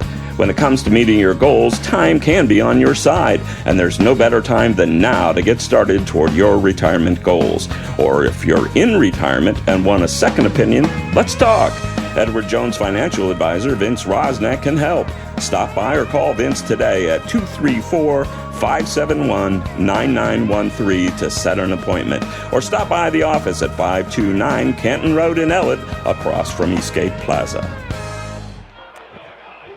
Halftime here at Tallmadge High School, where the Blue Devils trail the Green Bulldogs 21-0. About 4 minutes before halftime. Chris, you want to, I know Green really racked up some numbers there in the first half, and Tallmadge did, although many of their big numbers came back off the board, unfortunately, due to penalties. So you want to bring us up to speed? Sure. So Tallmadge had 90 yards rushing and 91 yards passing for 181 yards total first half. 3 rushing touchdowns, 2 by Anthony McMichael and 1 by, I'm sorry, Ron, Warner. Caden Warner. Caden Warner. Yeah, for the Bulldogs. Now for Tallmadge, I think the big story here really, I guess 35 yards rushing, 62 yards passing, total of 97 yards. 49 yards came off of that due to penalty. In addition to that, they had 2 lost fumbles, another fumble they were able to recover, and they threw an interception. So they had 3 turnovers. Another play was lost, but they recovered. They were sacked a couple times, really struggled offensively, and shot themselves in the foot. Yeah.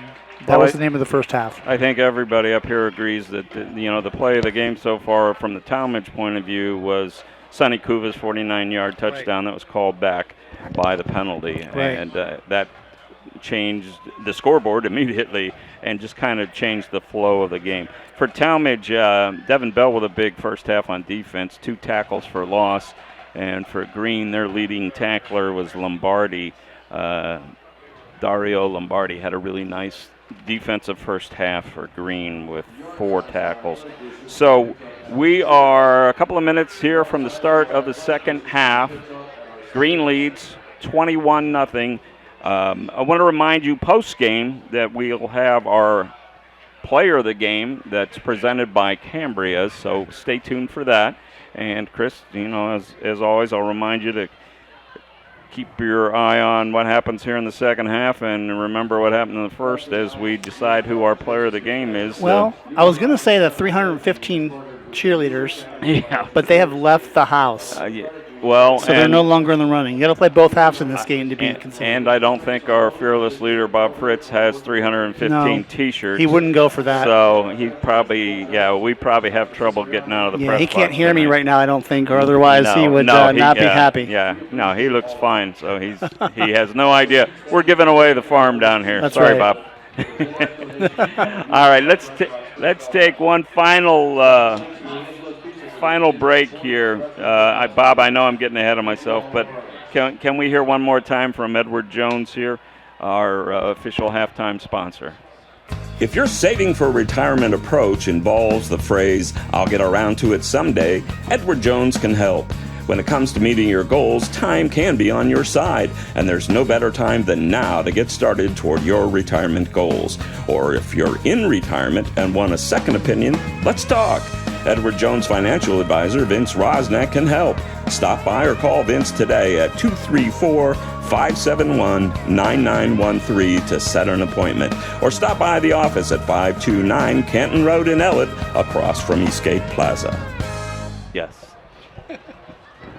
Yes, if you're wondering what yes meant, as my mic was open there, Chris had just asked me was the player of the game in Game 1 at Springfield also a quarterback. It was not from the winning team. It was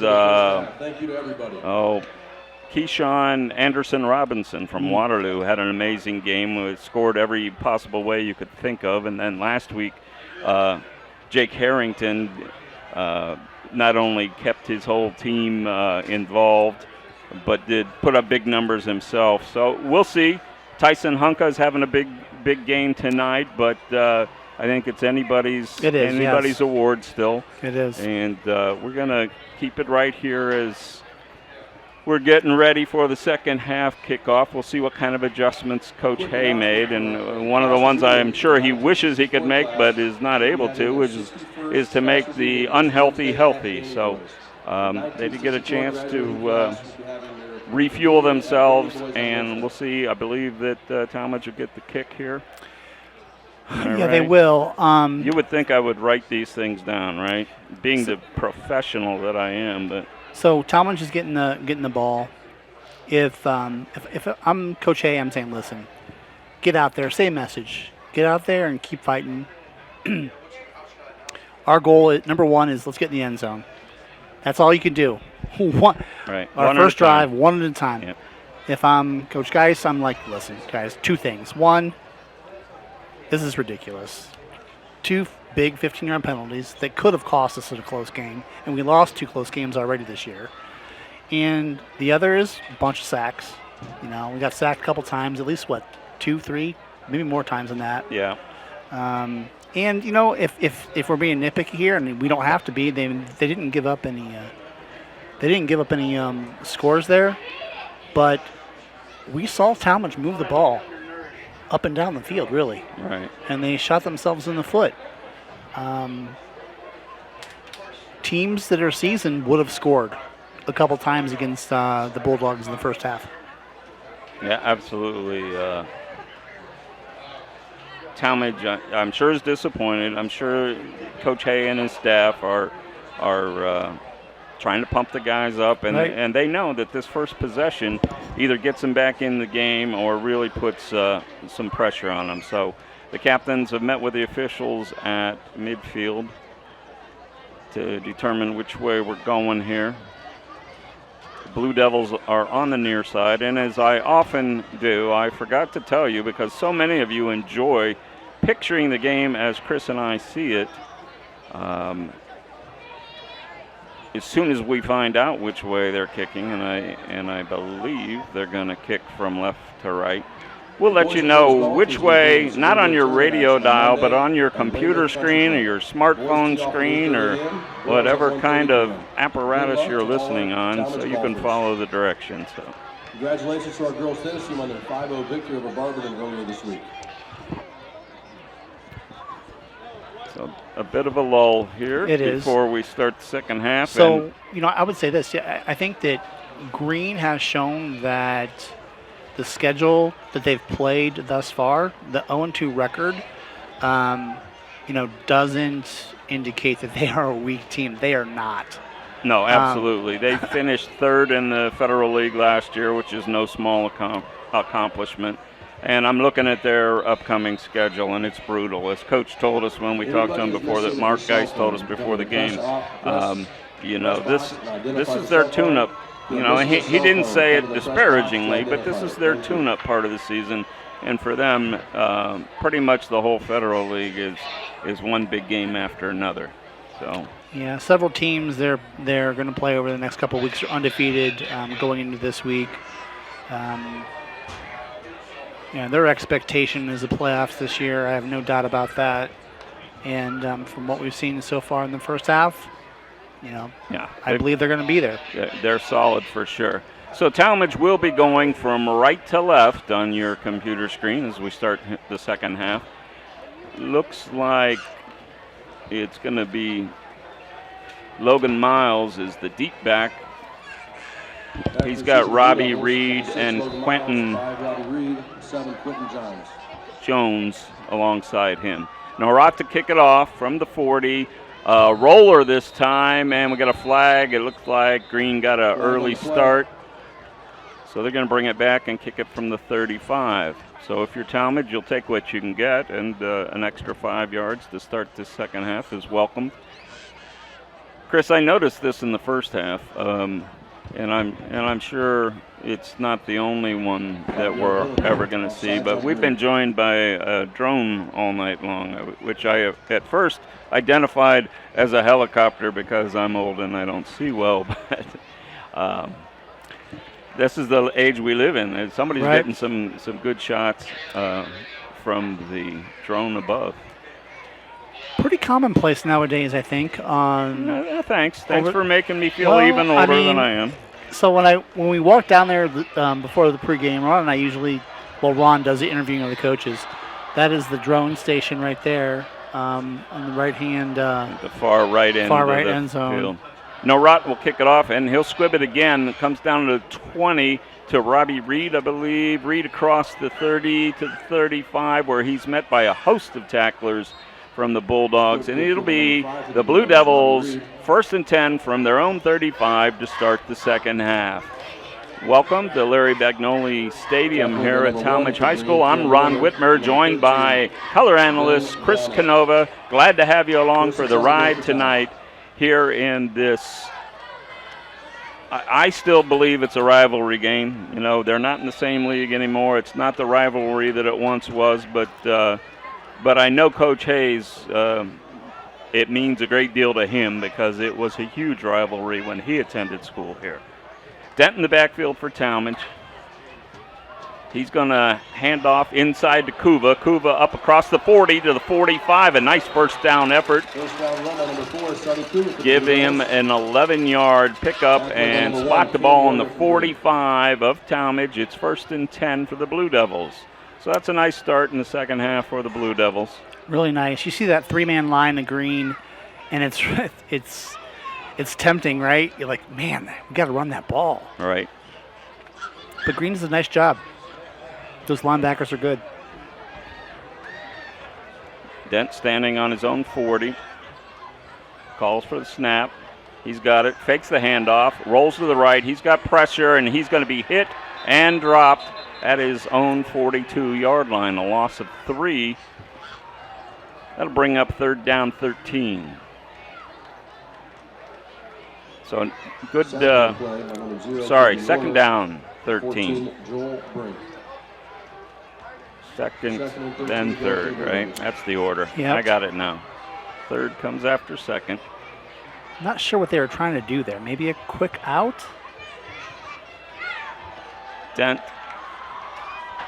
the single running back, looking for the quick pass to the flats. It's caught out there. Looked like maybe Reed. Yeah, Reed caught the ball back to the original line of scrimmage, spotted at the 45. Now it brings up 3rd down, 3rd and 10 for the Blue Devils on their own 45-yard line. Let's see if they dig into a bag of tricks here on 3rd down.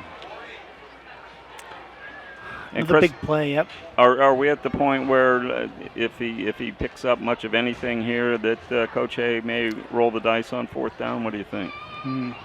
I think if he's at midfield, he's going for it. Pick up something, I agree with you. You're going. Okay, trips to the near side this time. Dent at the 40. Looks like pressure is coming. He gets it away quickly. Ball's caught at midfield. Breaking away from the tackler. Just short of the 1st down was Quentin Quentin Johns. He's 2 yards short. It'll be 4th and 2, and sure enough, the Blue Devils appear to be going for it. Ball spotted at the 47 of Green. All right, who's in the backfield there? Miles is to the right of Dent. Hand to Miles. He's hit immediately, and there's the man again, Lombardi.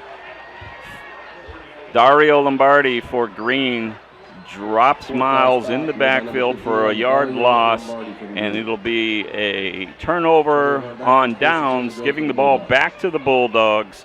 And I tell you what, for the first time this year, Chris, we may have a defensive player in the running for player of the game. Just planting that seed. I like that. Does he play offense? Well, that's a great point. I haven't called his number. If he does, he's on the line. And I think I do see him on the line there. Yeah, maybe tight end. Hunka in the backfield, hands to McMichael. He's ahead for only a yard. It'll bring up 2nd and 9. Ball spotted right at midfield for Green. They lead 21-0, 9 minutes in running here in the 3rd quarter.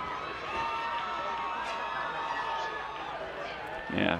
I think that Tallmadge has done a good job of stopping that lead play that Green, started the whole first drive basically they ran.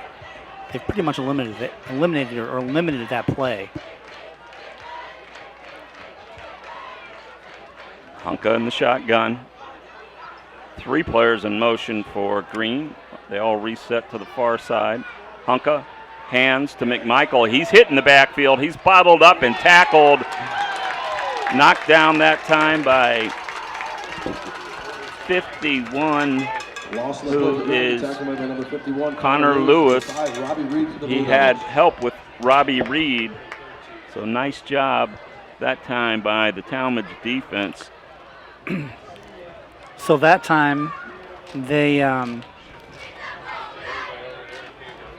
showed the same formation they scored the long touchdown run in, but they pulled the guard from that side. They showed the motion left, but ran the counter back towards the press box side, and the Blue Devils are having none of it.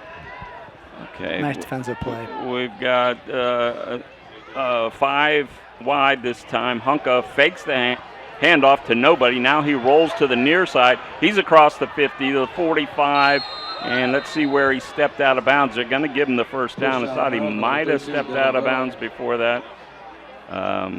Coach is thinking like I am, but the official is telling him no. He managed to stay in. We have a player down for Tallmadge down in front of us near the 40-yard line. Trying to pick up the injury if you're here. a cell phone, please come to the press box to identify it if you're missing a cell phone. Please come to the press So the box. Tallmadge player is still down, and okay, I'm going to get in big trouble for mentioning his name, but I got an old friend, John Schomo, to my right here from Tallmadge in the press box. And John, I think you were trying to show me some numbers. Looks like number 20 maybe, who would be Grady Jolliffe.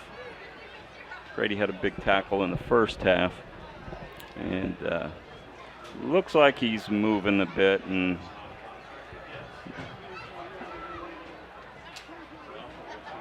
trainers are down there. He's shaking his head, but he's sitting up, and it is Grady Jolliffe. Thanks, John. Check's in the mail. Bob, spotter check for my man, Mr. Shomo, over here. So Jolliffe is up and is able to leave the field under his own power, so we're glad to see that, but definitely not feeling 100%. Hopefully he'll be able to shake that off and rejoin his defense. 7:36 remaining, third quarter. Green leads Tallmadge 21-0. Green will have the ball 1st and 10 on the Tallmadge 39-yard line. Tyson Hunka, the Green quarterback, has just been solid tonight. Not flashy, but solid. He's got McMichael behind him, Anthony McMichael. He'll hand to McMichael right up the gut, big hole. He's got 10, maybe 11 yards and close to the first down. They're going to spot it just short, so it'll be 2nd down and less than a yard from the 30-yard line. And Chris, boy, McMichael hit that hole quickly. Boy, he did. I just got done saying a few minutes ago that Green had stopped that play, but that was a different pace on that play. Yeah, Zane Alacoy, along with his teammates on that Green line, are doing a nice job of opening holes all night long. Snap, handoff McMichael. He's got another 2 or 3 on 2nd down. That's enough for the 1st down. Mark it at the 27-yard line. That'll give Green the 1st down, and as they methodically march down the field, not really looking downfield through the air much. And why would they, right? They're getting everything they need up the gut and occasionally running the sweep. Back in the backfield this time is Caden Warner, who's also had a big night for the Bulldogs. He's behind Hunka. They're just manning up. Fake handoff by Hunka. He's looking downfield, and there he is, wide open. The catch, did he get a foot down? He did. The catch is by Sam Dubravitz for the 27-yard touchdown pass from Tyson Hunka. And, of course, no sooner do I mention that they're not going downfield much. They go downfield and hit the 27-yarder. That puts the Bulldogs up 27-0, pending the try for point here by Norat for the Bulldogs.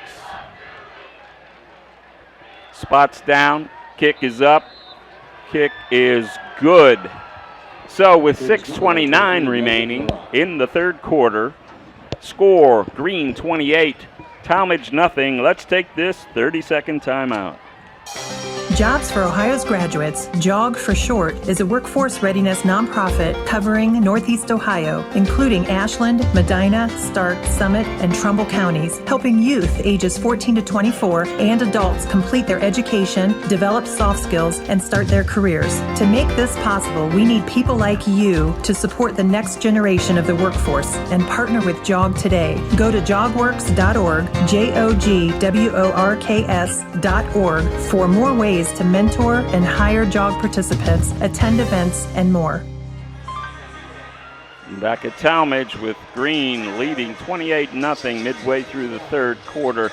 I want to take an opportunity to thank our host here from Tallmadge. So many great people in the organization here. We want to thank Bill Johnson, the athletic director, for welcoming us, getting us set tonight. Here's one you don't often hear. Our principal, Mark Horner, actually volunteered to take a nice picture of Coach Tony Whitmer and I during the halftime show. Something he didn't have to do, but much appreciated. And like I said, Mr. Shomo here to my right jumping in. And, you know, I think we're going to have to take him on the road because I make enough mistakes. We need another literally right-hand man here. So Green to kick off from their own 40. Norat, this time he'll kick it deep inside the 10. Fielded there across the 10 is Reed to the 20. He's looking for room up to about the 23, 24-yard line. So they have run. And what? Yeah, that was Reed. No, you're fine. That was Reed. They've run 4 kickoffs, 5 kickoffs now, and they have run into their own guy. Yeah. Almost every time. The one early in the game was really costly. But yeah, and again, I don't want to blame everything on injuries. They're missing some guys, so guys may be playing a little bit out of position, even on special teams. That I don't know, but that's true. It is something that Coach Hay will want to work on this week in practice and try to clean up a bit. Dent in the backfield. Looks like Kuva alongside him. Dent fakes the handoff. It looks deep.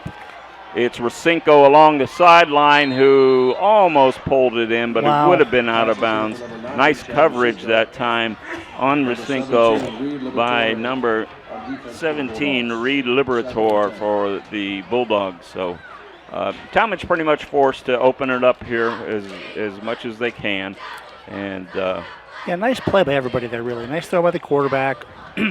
Defender used the sideline as another defender. Great effort by the receiver. Just couldn't come down with it.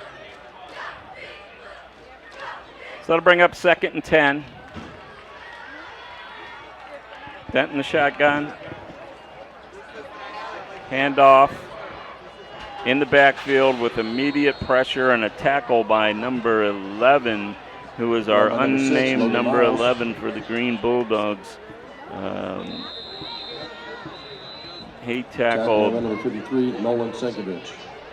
Segovich, I'm hearing. So there's one we don't have, Chris. Nolan Segovich for Green with the tackle. To bring up 3rd down 12. Is that Kuva down?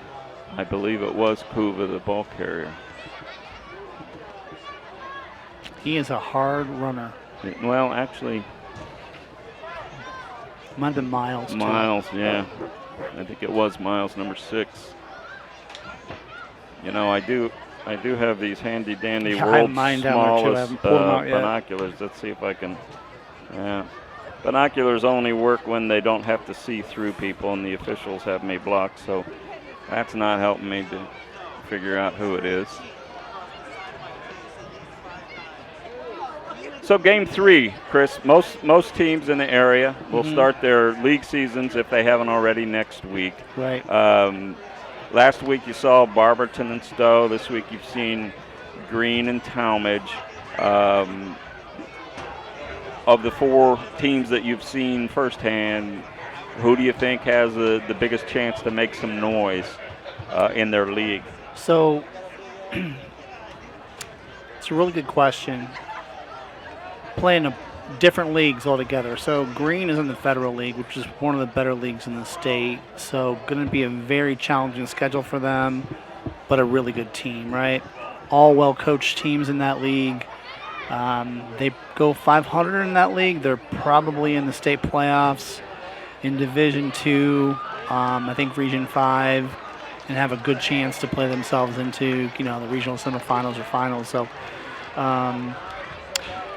Stowe, I believe, is also in that region. I really like that Stowe team. I love the quarterback. I think the coach really has a nice kind of outlook on building from week 1 throughout the year. Right. Has a good core of young people or young men who, correct me if I'm wrong, Ron, but have been with him for a couple of years, right? Right. I like that team. So, not to interrupt you here, but we do have verification that is Logan Miles, who is injured, and he's being carried off the field by 2 of his teammates. Appears to be an injury to his right leg. Not sure if it's a knee. It kind of looks like it is. The training staff is attending to him on the bench down below as he sits down. Looks like we probably won't see from him again, and just what Tallmadge didn't need is another back, both defensive and offensive, injured and not able to play. Dent in the backfield as we resume play. He's looking across the middle, had a man, couldn't find him, and it looked like it was Quentin Johns who wasn't able to bring it in. That'll bring up 4th down and about 12. Ball spotted at the 21. This time Tallmadge will punt it away. Now that being said, I think that Tallmadge and Barberton have both shown glimpses of some talent, and can compete within their leagues. So I'm looking forward to see how they grow throughout the season. Yeah, absolutely. Gino Lagani back to punt for Tallmadge, and he'll get it away. End over end kick comes down near midfield, fielded there by number 3 for Green, who is Evan Giorgio. He's taken down immediately for basically no gain on the return, maybe even lost a yard. So ball's going to be spotted at the 47-yard line. Green will take over, 1st and 10, 5:37 remaining third quarter, and Green up by 4 scores, 28-0 over Tallmadge, the host Blue Devils here. All right, big series for Tallmadge here. Let's see if we can get a stop and stay out of that running clock situation. Yeah, I'm going to try to pick up some of these linemen for Green because they've done a really nice job tonight. Hunka in the backfield with appears to be McMichael behind him. No, it's not. It's a new running back who was taken down immediately for about a 3-yard loss.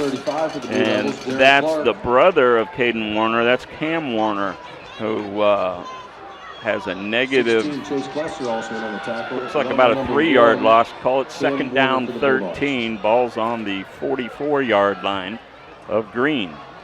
So just as you called it, Chris, all of a sudden Tallmadge's line fires up, gets into the backfield, and has a big play on 1st down. Hunka. Warner goes in motion out of the backfield, empty backfield. Hunka rolling to his right. We have flag on the play. He cuts it back to the left, gets out near midfield, across the original line of scrimmage to the 49, but we have a hold called against Green. So that'll set them back 10. And I'm sure, Green doesn't want to be sloppy here either, right? They want to they want to put this game away and get their quarterback, out of there. Because Ron, he's been, as you've seen, right? He's been scrambling for his life. Yeah. Quite a bit tonight. Yeah, Tallmadge has gotten pressure on him. He's done a nice job of not making any mental mistakes. He'll be in an empty backfield this time. We're talking about Tyson Hunka, senior quarterback for the Bulldogs, standing at his own 29. Back, passes it out into the flats. Along the sideline, lots of room to run for Warner on the far side. He's taken down, however, short of the original line of scrimmage, which will bring up a 3rd and long for the Bulldogs. They're going to mark the ball at about the 46-yard line. 3rd down and 11. Tackled by number 11, Carter Lowry. Green content just to run clock here. And I say that, and they're back to empty backfield here. 3 to the near side. Tallmadge, a little movement up front. Did they jump or were they drawn? They jumped. So the far side of the Tallmadge line jumped offsides. Flag on the play, offside. offsides on Tallmadge. That'll bring up 3rd and 6. Green right back up to the line. Ball spotted. Hunka now looking to get a new play from the sideline. Moves up, tells the offensive line what they're going to do. Going empty again. He's looking downfield, steps up into the pocket. He's being bothered. He's being chased and taken down short of the 1st down. Give him a gain of about 3. Call it 4th down 3. Ball on the 46-yard line.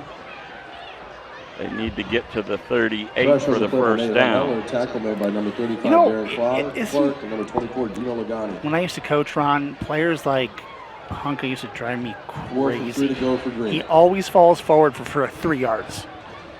Yeah, absolutely. Yeah, it looked like it was going to be a stop for no gain, but instead, Or even sacked.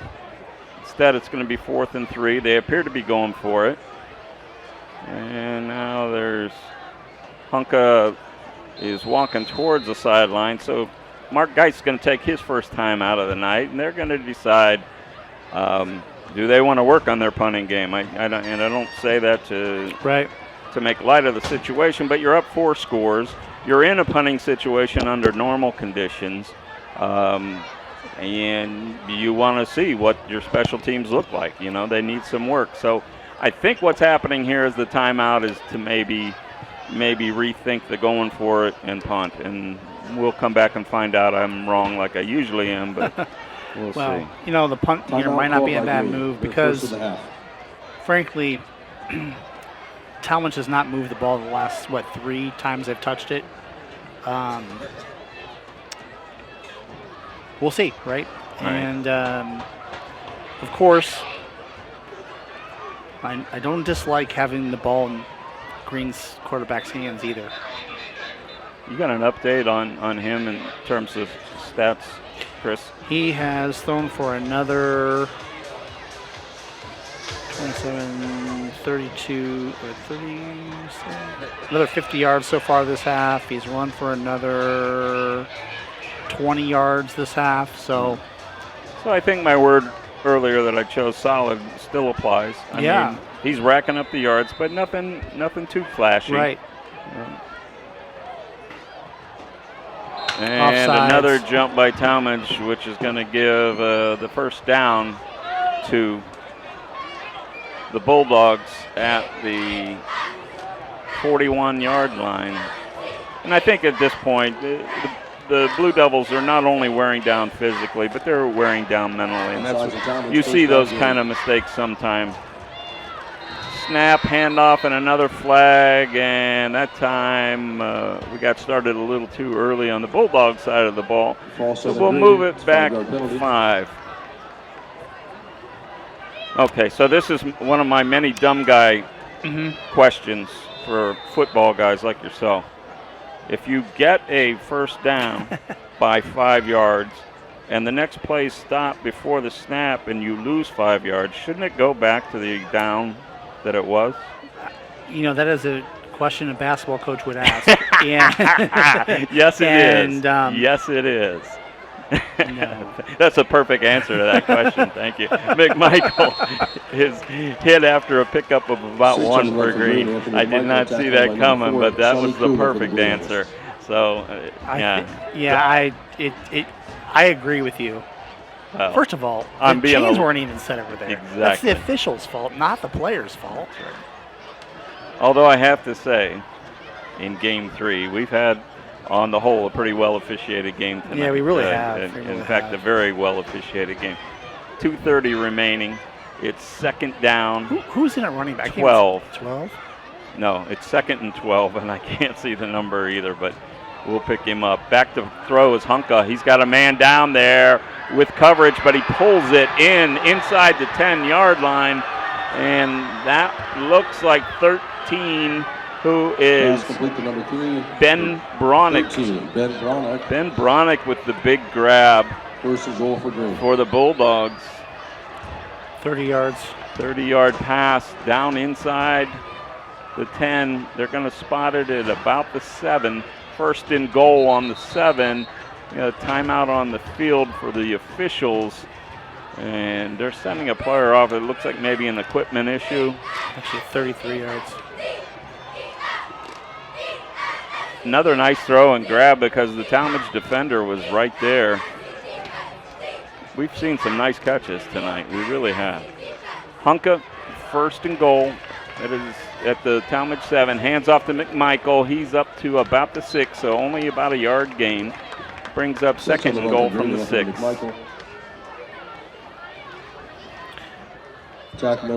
So we're really getting down to crunch time here, so feel free to throw anybody else in there. But I think we got Hunka, McMichael,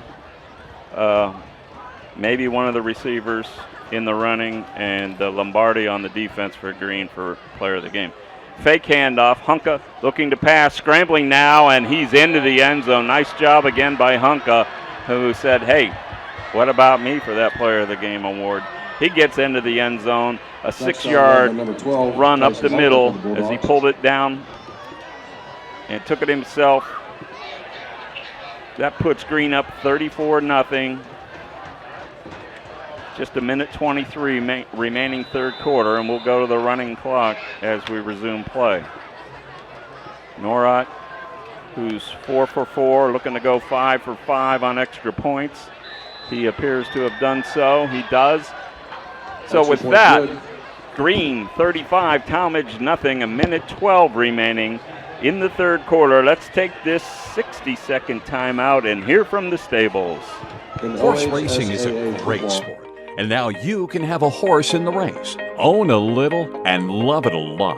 Thestable.ca is an award-winning horse ownership experience. Purchase as little as 1% of a racehorse and pay a set monthly fee. No surprises, modest investment, low risk, and completely accessible and transparent operations. Thestable.ca offers a unique, engaging racehorse ownership experience and features great customer service and consistent updates about your horse. Our innovative video production team tracks your horse's training progress, and clients are encouraged to visit the horses at any time. Thestable.ca is right for harness racing, and if you want to have a horse in the race, it's right for you too. For more information about The Stable, email Anthony at thestable.ca or call 519-400-4263. Back here at Tallmadge High School, and Chris, you had an interesting thought there in our talk about player of the game. We have a new candidate. The place kicker is perfect. I mean, 5 right down the middle. Yeah, that's Norat, the place kicker for Green, who, by the way, kicks it off inside the 10 to about the 7. The return for Tallmadge is Robbie Reed across the 20. Nice spin move. He's got room along the near side across the 40. Midfield, 45 and out of bounds. Another sensational run back by Robbie Reed for Tallmadge. That gives them excellent field position here. With a running clock, it's now under a minute to go here in the third quarter. And who was on that tackle, Ron? I'm just going to call him out right now. The place kicker. Well, there you go. I mean, he saved the shutout thus far. I mean, it could be fate. This may be our toughest call of the year, I know. but I think Hunka is the leading candidate right now. Lombardi's certainly there. Yeah. Norat's, somebody to consider. Tallmadge with the ball, 1st and 10. Dent in the backfield with Kuva alongside him, and a timeout. Timeout, Green. I believe that's their second timeout of the half. That'll leave them with 1 left. And with a running clock, I think they had 12 guys on the field. Let's take this 30-second timeout. I'm pretty sure they If your 12. saving for retirement approach involves the phrase, I'll get around to it someday, Edward Jones can help. When it comes to meeting your goals, time can be on your side, and there's no better time than now to get started toward your retirement goals. Or if you're in retirement and want a second opinion, let's talk. Edward Jones financial advisor Vince Rosnack can help. Stop by or call Vince today at 234-571-9913 to set an appointment. Or stop by the office at 529 Canton Road in Ellett, across from Eastgate Plaza. Back here at Tallmadge, 11 seconds remaining in the third quarter. And Chris, help me out here. So as soon as the play clock starts, does the game clock start in this situation? Good question. Yes, it does. There you go. So Dent in the backfield. He's going to look to his right, throwing deep. He's got a man open. He hits him in the numbers. A flag and a touchdown for Tallmadge. Let's see if it holds up. Touchdown pass to the Blue Devils. It could have gone either way. Chad Racinko with the big catch.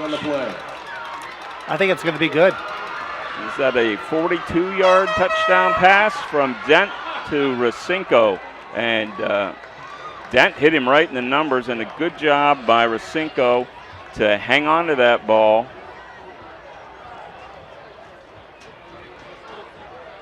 Chad is a 5'11 junior, plays both ways.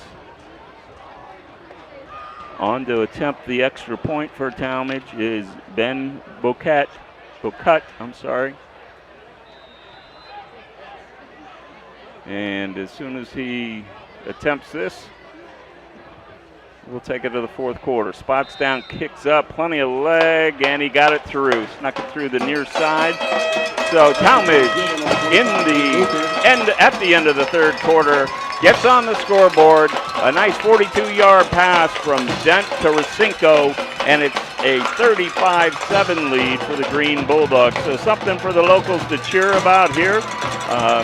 And Chris, you know, I don't want to over-exaggerate this, but a couple of chances for Tallmadge in the first half with big scores, and if those remain on the board, now we're talking about a two-score game going into the fourth quarter. But as it is, it's a four-score game. We are back down, however, under the magic number, so we will have a stop clock until Green would score again, if they score again. And we have one more play in the fourth quarter. There's 0.2 seconds left. Yeah. So, hey, every little bit helps Tallmadge, I guess. So we'll see what happens here. So this is another problem with going 45 years in between broadcasting high school football. I knew we had tenths of a second in basketball. I did not realize high school football had tenths of a second. So let's see what can happen in 0.2 of a second. And Green is lined up for the potential onside kick. Yep, they just have one guy back. Everybody else within 5 yards of the 50-yard line. It is an onside kick. It gets across the 50, and it was loose for a while. But Green is on the ball at the 46-yard line. So let's see. Fourth quarter now, Chris. Would you be shocked to see Coach Geis going to his bench for some of his skilled positions at the very least here, or do you think he'll want to get that 5-score lead back before he does? I think he's bringing his offense out.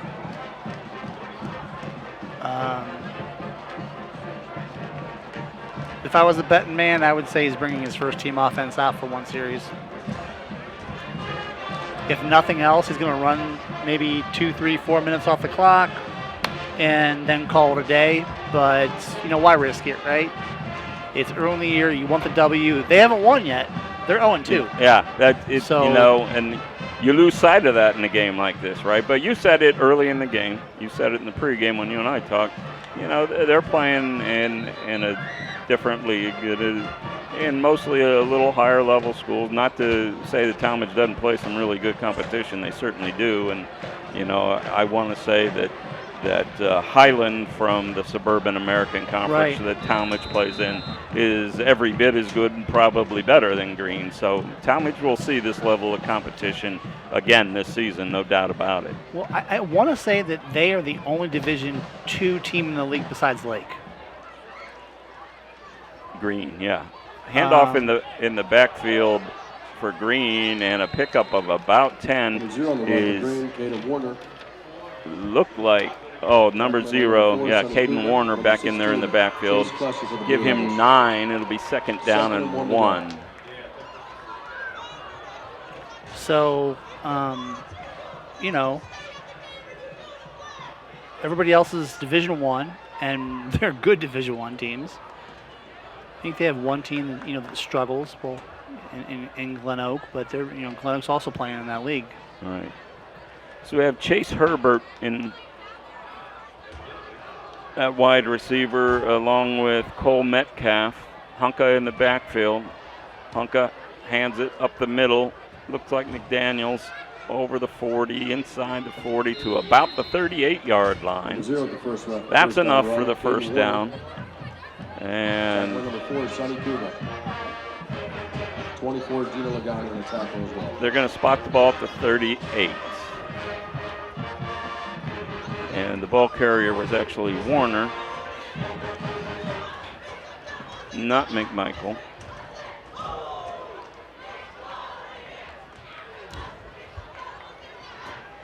.47 clock running.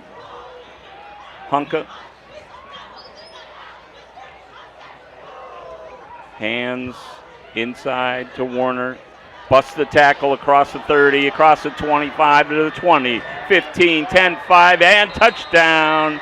Caden Warner with the score for the Bulldogs, and there's your answer. Coach definitely wanted another score before thinking about pulling the troops here. Another big run, 38-yarder for Warner, and they are really piling up the stats now on the far side.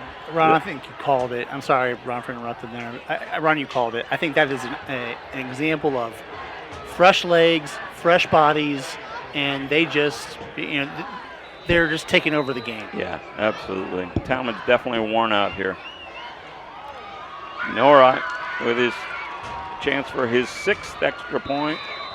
Plenty of his leg is not getting tired, Chris. 6 of 6. Those extra points seem to be flying further and further. That one right down the middle. And with that, Green has taken a 42-7 lead over the Tallmadge Blue Devils. Let's take this opportunity to hear from our sponsor, Jobs for Ohio's Graduates. Jobs for Ohio's Graduates, JOG for short, is a workforce readiness nonprofit covering Northeast Ohio, including Ashland, Medina, Stark, Summit, and Trumbull counties, helping youth ages 14 to 24 and adults complete their education, develop soft skills, and start their careers. To make this possible, we need people like you to support the next generation of the workforce and partner with JOG today. Go to jogworks.org, JOGWORKS.org for more ways to mentor and hire JOG participants, attend events, and more. Back here at Tallmadge High School, Green leads 42-7, 10-17 remaining. Just heard that the 50-50 here at Tallmadge tonight went for over $600. That's great. I did not hear my name attached to it, but I'm happy for whoever name was attached to it. So at least there's some happiness somewhere here on the Tallmadge side, I would assume. Well, of course, you don't know for certain that it was the Tallmadge winner, but more than likely. You know, I don't think that we've talked about the facilities here tonight. Maybe we did, and I forgot, and I'm getting old. But what a great facility they have here. And the kickoff is squib, but I hear a whistle, and I don't. Yeah, there was a flag. Okay, offsides against Tallmadge, and again, you know, that's the mental weariness coming into play. Just no focus there. Oh yeah. They'll move it up to the 45. I don't know that I've seen that in quite some time. Look at that. Anyway, yeah, Tallmadge's facilities, beautiful. Not just the football stadium, but the practice facility, baseball facility back here, and of course they have a new high school over here to the right. Just really impressive. So Logan Norot, our candidate from the kicking position for player of the game, hits another squibber. It's coming into the hands of Robbie Reed at the 15. He's across the 20 and taken down at the 21. The Blue Devils will have it 1st and 10. So we're really going to have to start narrowing this down, Chris. And as much as I'd love to give it to Logan Norot, I don't think he's a candidate now. Or Mario Lombardi. I think it's on the offensive side of the ball, and to me, and feel free to make a pitch for somebody else, but it's either Hunka or McMichael. McMichael had a huge game, both scoring and yards-wise. Yeah. And Hunka, he's the maestro. He's putting it all together. He certainly is, and they have a nice change-up situation there with Warner as well. I thought we might see a backup quarterback for Tallmadge, but not at this point. It's still Braxton Dent. He hands off inside to Kuva.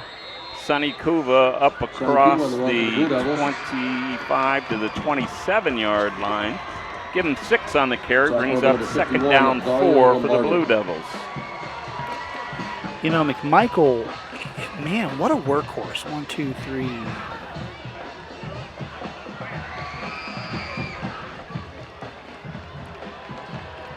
I have him at least 15 carries. And you would think I have him about 70 yards. A handoff inside, taken down after a gain of about 2, is a running back off the bench for Tallmadge. That's Aaron Hay. But we have flag on the play. Personal foul on Green. And another personal foul on the Bulldogs. Don't know if that was a hit up high or what, but at any rate, it's going to result in 15-yard mark-off against the Bulldogs. So Tallmadge will have it, 1st down 10 from their own 44-yard line. 6:37 remaining. They trail 42-7. Dent. Hands off inside. Again, that's Aaron Hay. On a 2-yard run by number 26, Aaron Hay. Hay's 5'8", sophomore, 145 pounds. Yeah, I don't know. Green has definitely subbed out some here. Yeah, definitely see some fresh bodies. Yeah. 5:57 remaining. Smart thing to do. Dent with Hay alongside him in the backfield. Not Hay this time. 29 picks up. They actually stopped at the line of scrimmage, and that carry was by Caden Carney. By number 53, Carney for no gain Senkovic. brings up 3rd down 8. Tallmadge with the ball on their own 46-yard line. Another beautiful night weather-wise, Chris, and I don't know, keep our fingers crossed here. I don't know how many weeks of this we have left, but I'm going to guess not too many, so let's enjoy it while we can. Windows open. It feels beautiful. Summer night. It surely does. Dent takes the snap, rolls to the near side, looking deep. The receiver cuts the route off, so Dent will keep it, and it's not Dent. It's a new backup quarterback, and that's Connor Lowry. So Lowry, nice job hanging on to the ball when he had nobody open. Gets a gain up to Tackled by number 1 for Green. 46-yard line of Green, and they're going to mark it and call it a 1st down. Looked like it might have been just short, but they're going to give him the benefit of the doubt. 1st down for Tallmadge at the Green 46. Lowry in the backfield takes a high snap. Hands off up the gut. Pick up by Hay of about 3, maybe 4. 4:19 remaining. Tallmadge on the move here. Into Green territory. I'm sure they'd like to get another score before we wrap this one. Green's making them work.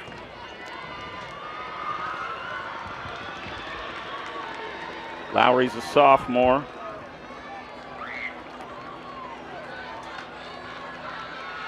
He's got Hay alongside him in the backfield. He hands to Hay again up the middle. A gain of maybe a yard. Stuffed in the middle that time by number 2 for Green. Cole Metcalf. Nolan Senkovic. Yeah, I think both of the teams have subbed out pretty much across the board now. I don't know. I think Tallmadge's line is still in there, but beyond that.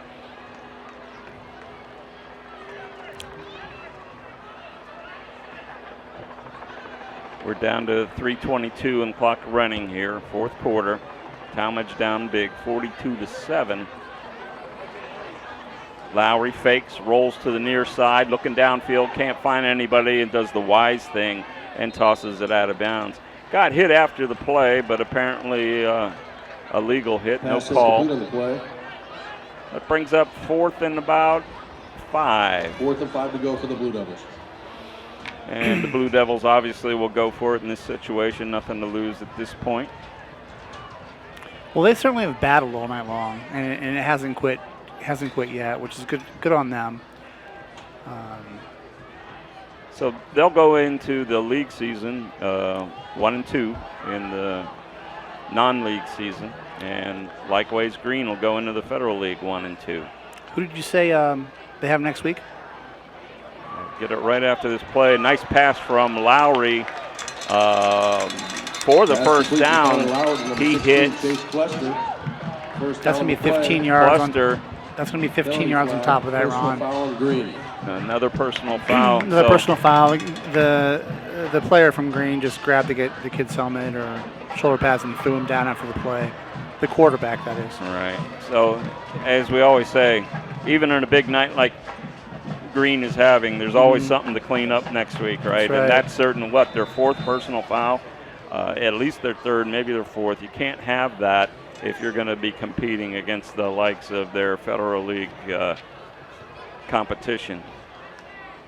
Lowry in the backfield, hands to Hay, jukes, gets towards the sideline, pick up of maybe a yard on the play, brings up 2nd and 9, clock running at 1:30.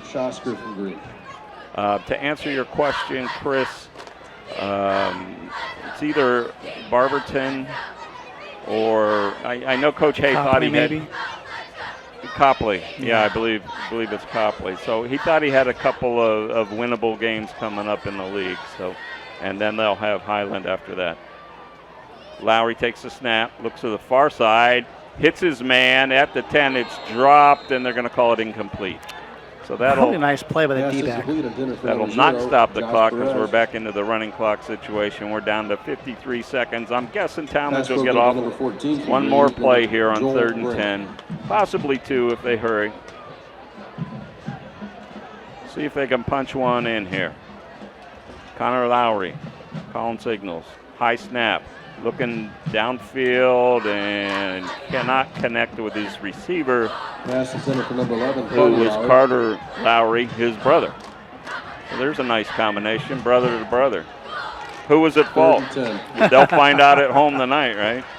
I know Mom and Dad are here. Maybe they'll decide.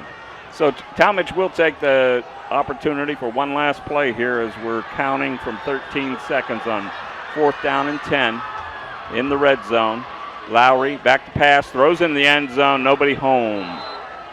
And no flags, no laundry this time. That'll take us to the final seconds.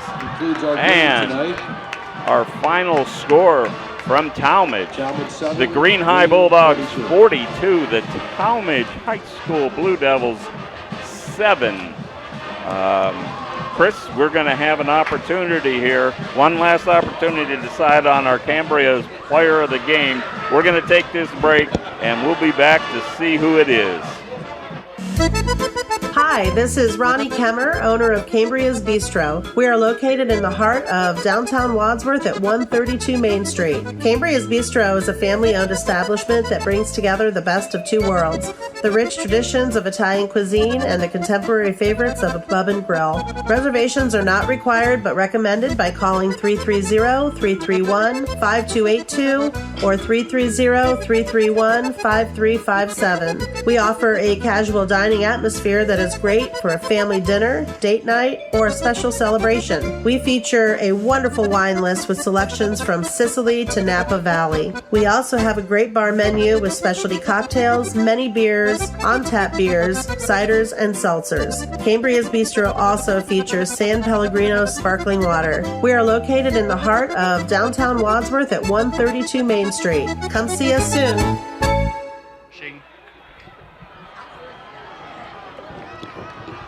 So we're back here at Tallmadge High School for our Cambria's halftime report and player of the game mentioned. So, you know, this was debatable, more so than the first 2 weeks. So it's becoming one of my favorite parts of our broadcast is trying to figure out amongst many different guys who are certainly worthy of an accolade, who is the Cambria's player of the game. But Chris and I have come up with a shocking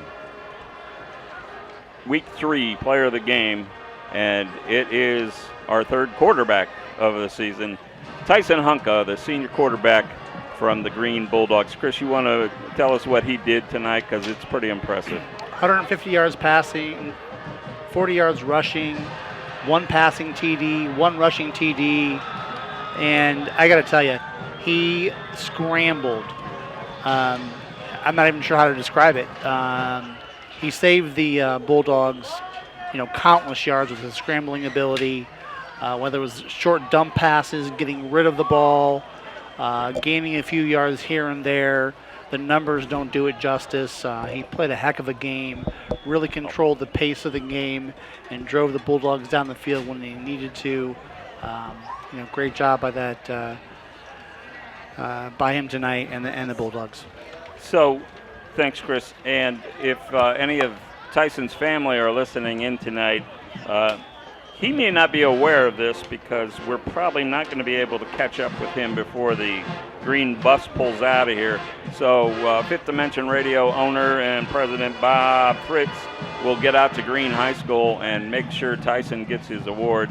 A really nice player of the game t-shirt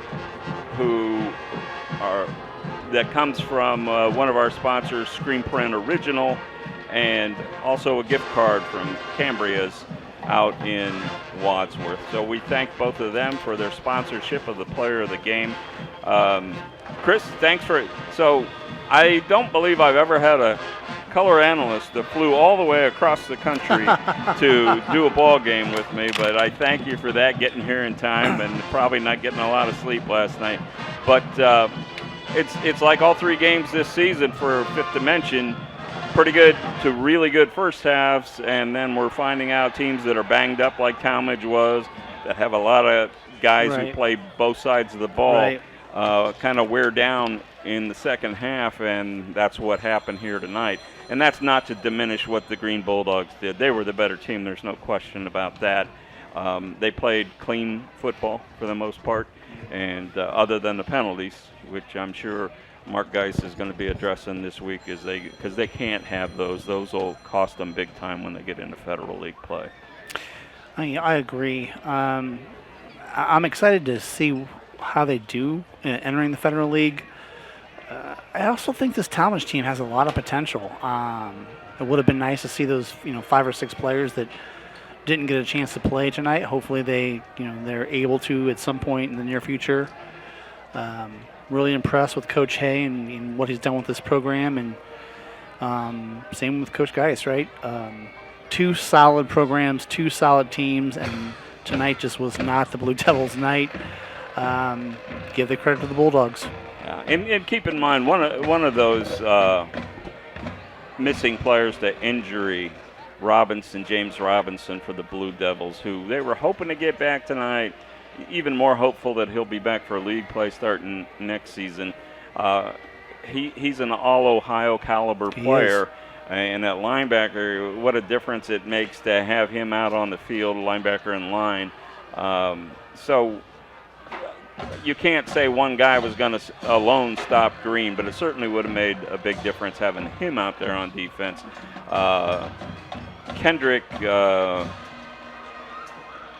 Caleb Kendrick, we found out, unfortunately, in the pregame, is not only out for tonight, but now out for the season. He's also a basketball player, and I'm hearing that his basketball season may even be in jeopardy. Yeah. So our heart goes out to him and his family, the senior, and you played a lot of football in your time. All of these things are just devastating to the players and their families, but especially so when you're a senior. Right. And there's a young man who's lost his football season, possibly a portion or all of his basketball season. So we wish Caleb the best, and hopefully he recovers and in time to enjoy the rest of his senior season. You called it, Ron, and I can't say it any better. A couple players that actually 3 of them that are next level players for Tallmadge couldn't play tonight. That's the way football goes sometimes. Coach Hay said it before the game. He was making no excuses whatsoever. No, he did not. And said, hey, we're going to play ball tonight, and we're going to give it our best. And just didn't work out for him. But they're going to play next week. He's going to expect to win next week, and he's going to expect to win the following week. And going into the Highland game, he expects to be 500, and we'll see what happens. We wish both of these teams a great success in their league season. Speaking of next week begins a 2-for-1 for us involving Cauga Falls. So, and our engineer extraordinaire, Bob Felmley, is a Cauga Falls resident. He probably doesn't appreciate me telling people where he lives, but it's a big city, and it'd be hard to find him, if not that anybody would have a beef with Bob. But big game, right, Bob? Bob's nodding to me here in the press box. It's the last game at Clifford Stadium in Cauga Falls against Barberton, who we saw last week. So we'll be interested to see what kind of progress they've made. Also interested to see how Cauga Falls did tonight. They already have a win under their belt, which doesn't sound like that big of a thing, but for that program, they're hoping to head in that direction. So that'll be a lot of fun and interest. And then the second to the last game, week 9, I believe, week 8 or week 9, we go back to Falls, but we go back to the new stadium at the new high school, Lambert Stadium. I'm not sure exactly how they're calling it, but I'm really looking forward to those. So we'll see our friends at Cauga Falls next week, and we hope you'll all join us. It'll be 6:45 airtime, 7 o'clock game time for Chris Canova, Bob Felmley, Bob Fritz. I'm Ron Whitmer. Thanks for joining us tonight. So long from Tallmadge Larry Bagnoli Stadium, where the Green Bulldogs defeated the Tallmadge Blue Devils 42-7. Introducing the Celebration Palace, a brand new and all-inclusive banquet facility located in Hartville in the North Plaza at 240 Kent Avenue Northeast. Still dreaming about your special wedding day or that occasion you're wanting to celebrate and you're not sure where to start? Well, you're in luck, because here at the Celebration Palace, we specialize in wedding and event planning. Whether you are looking for a venue or an all-inclusive wedding package, we have you covered. We help plan your special occasion. We have specialized vendors to help make your special day magical, and our prices are budget-friendly. So let us here at the Celebration Palace make all your special occasion dreams come true. You can give us a call at 330-587-2035 or check us out on our website, www.thecelebrationpalace.com. Stress-free, budget-friendly, amazing staff, and a stunning venue. The Celebration Palace, where your vision becomes a reality.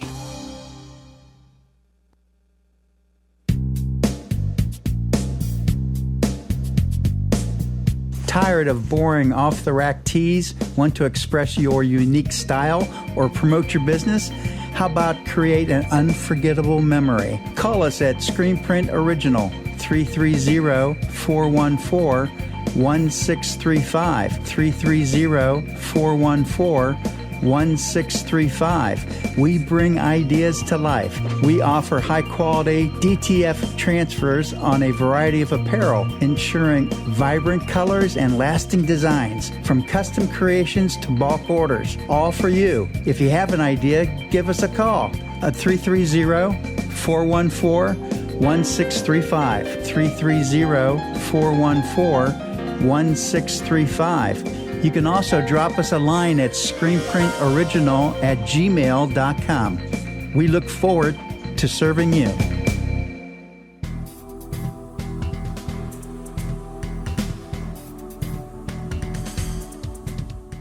You've been listening to Fifth Dimension Radio's Sports Special, where we bring you live high school sports. And we'll be announcing more exciting games coming up in the near future, so keep it on Fifth Dimension Radio. This is your announcer, Bob. Good night.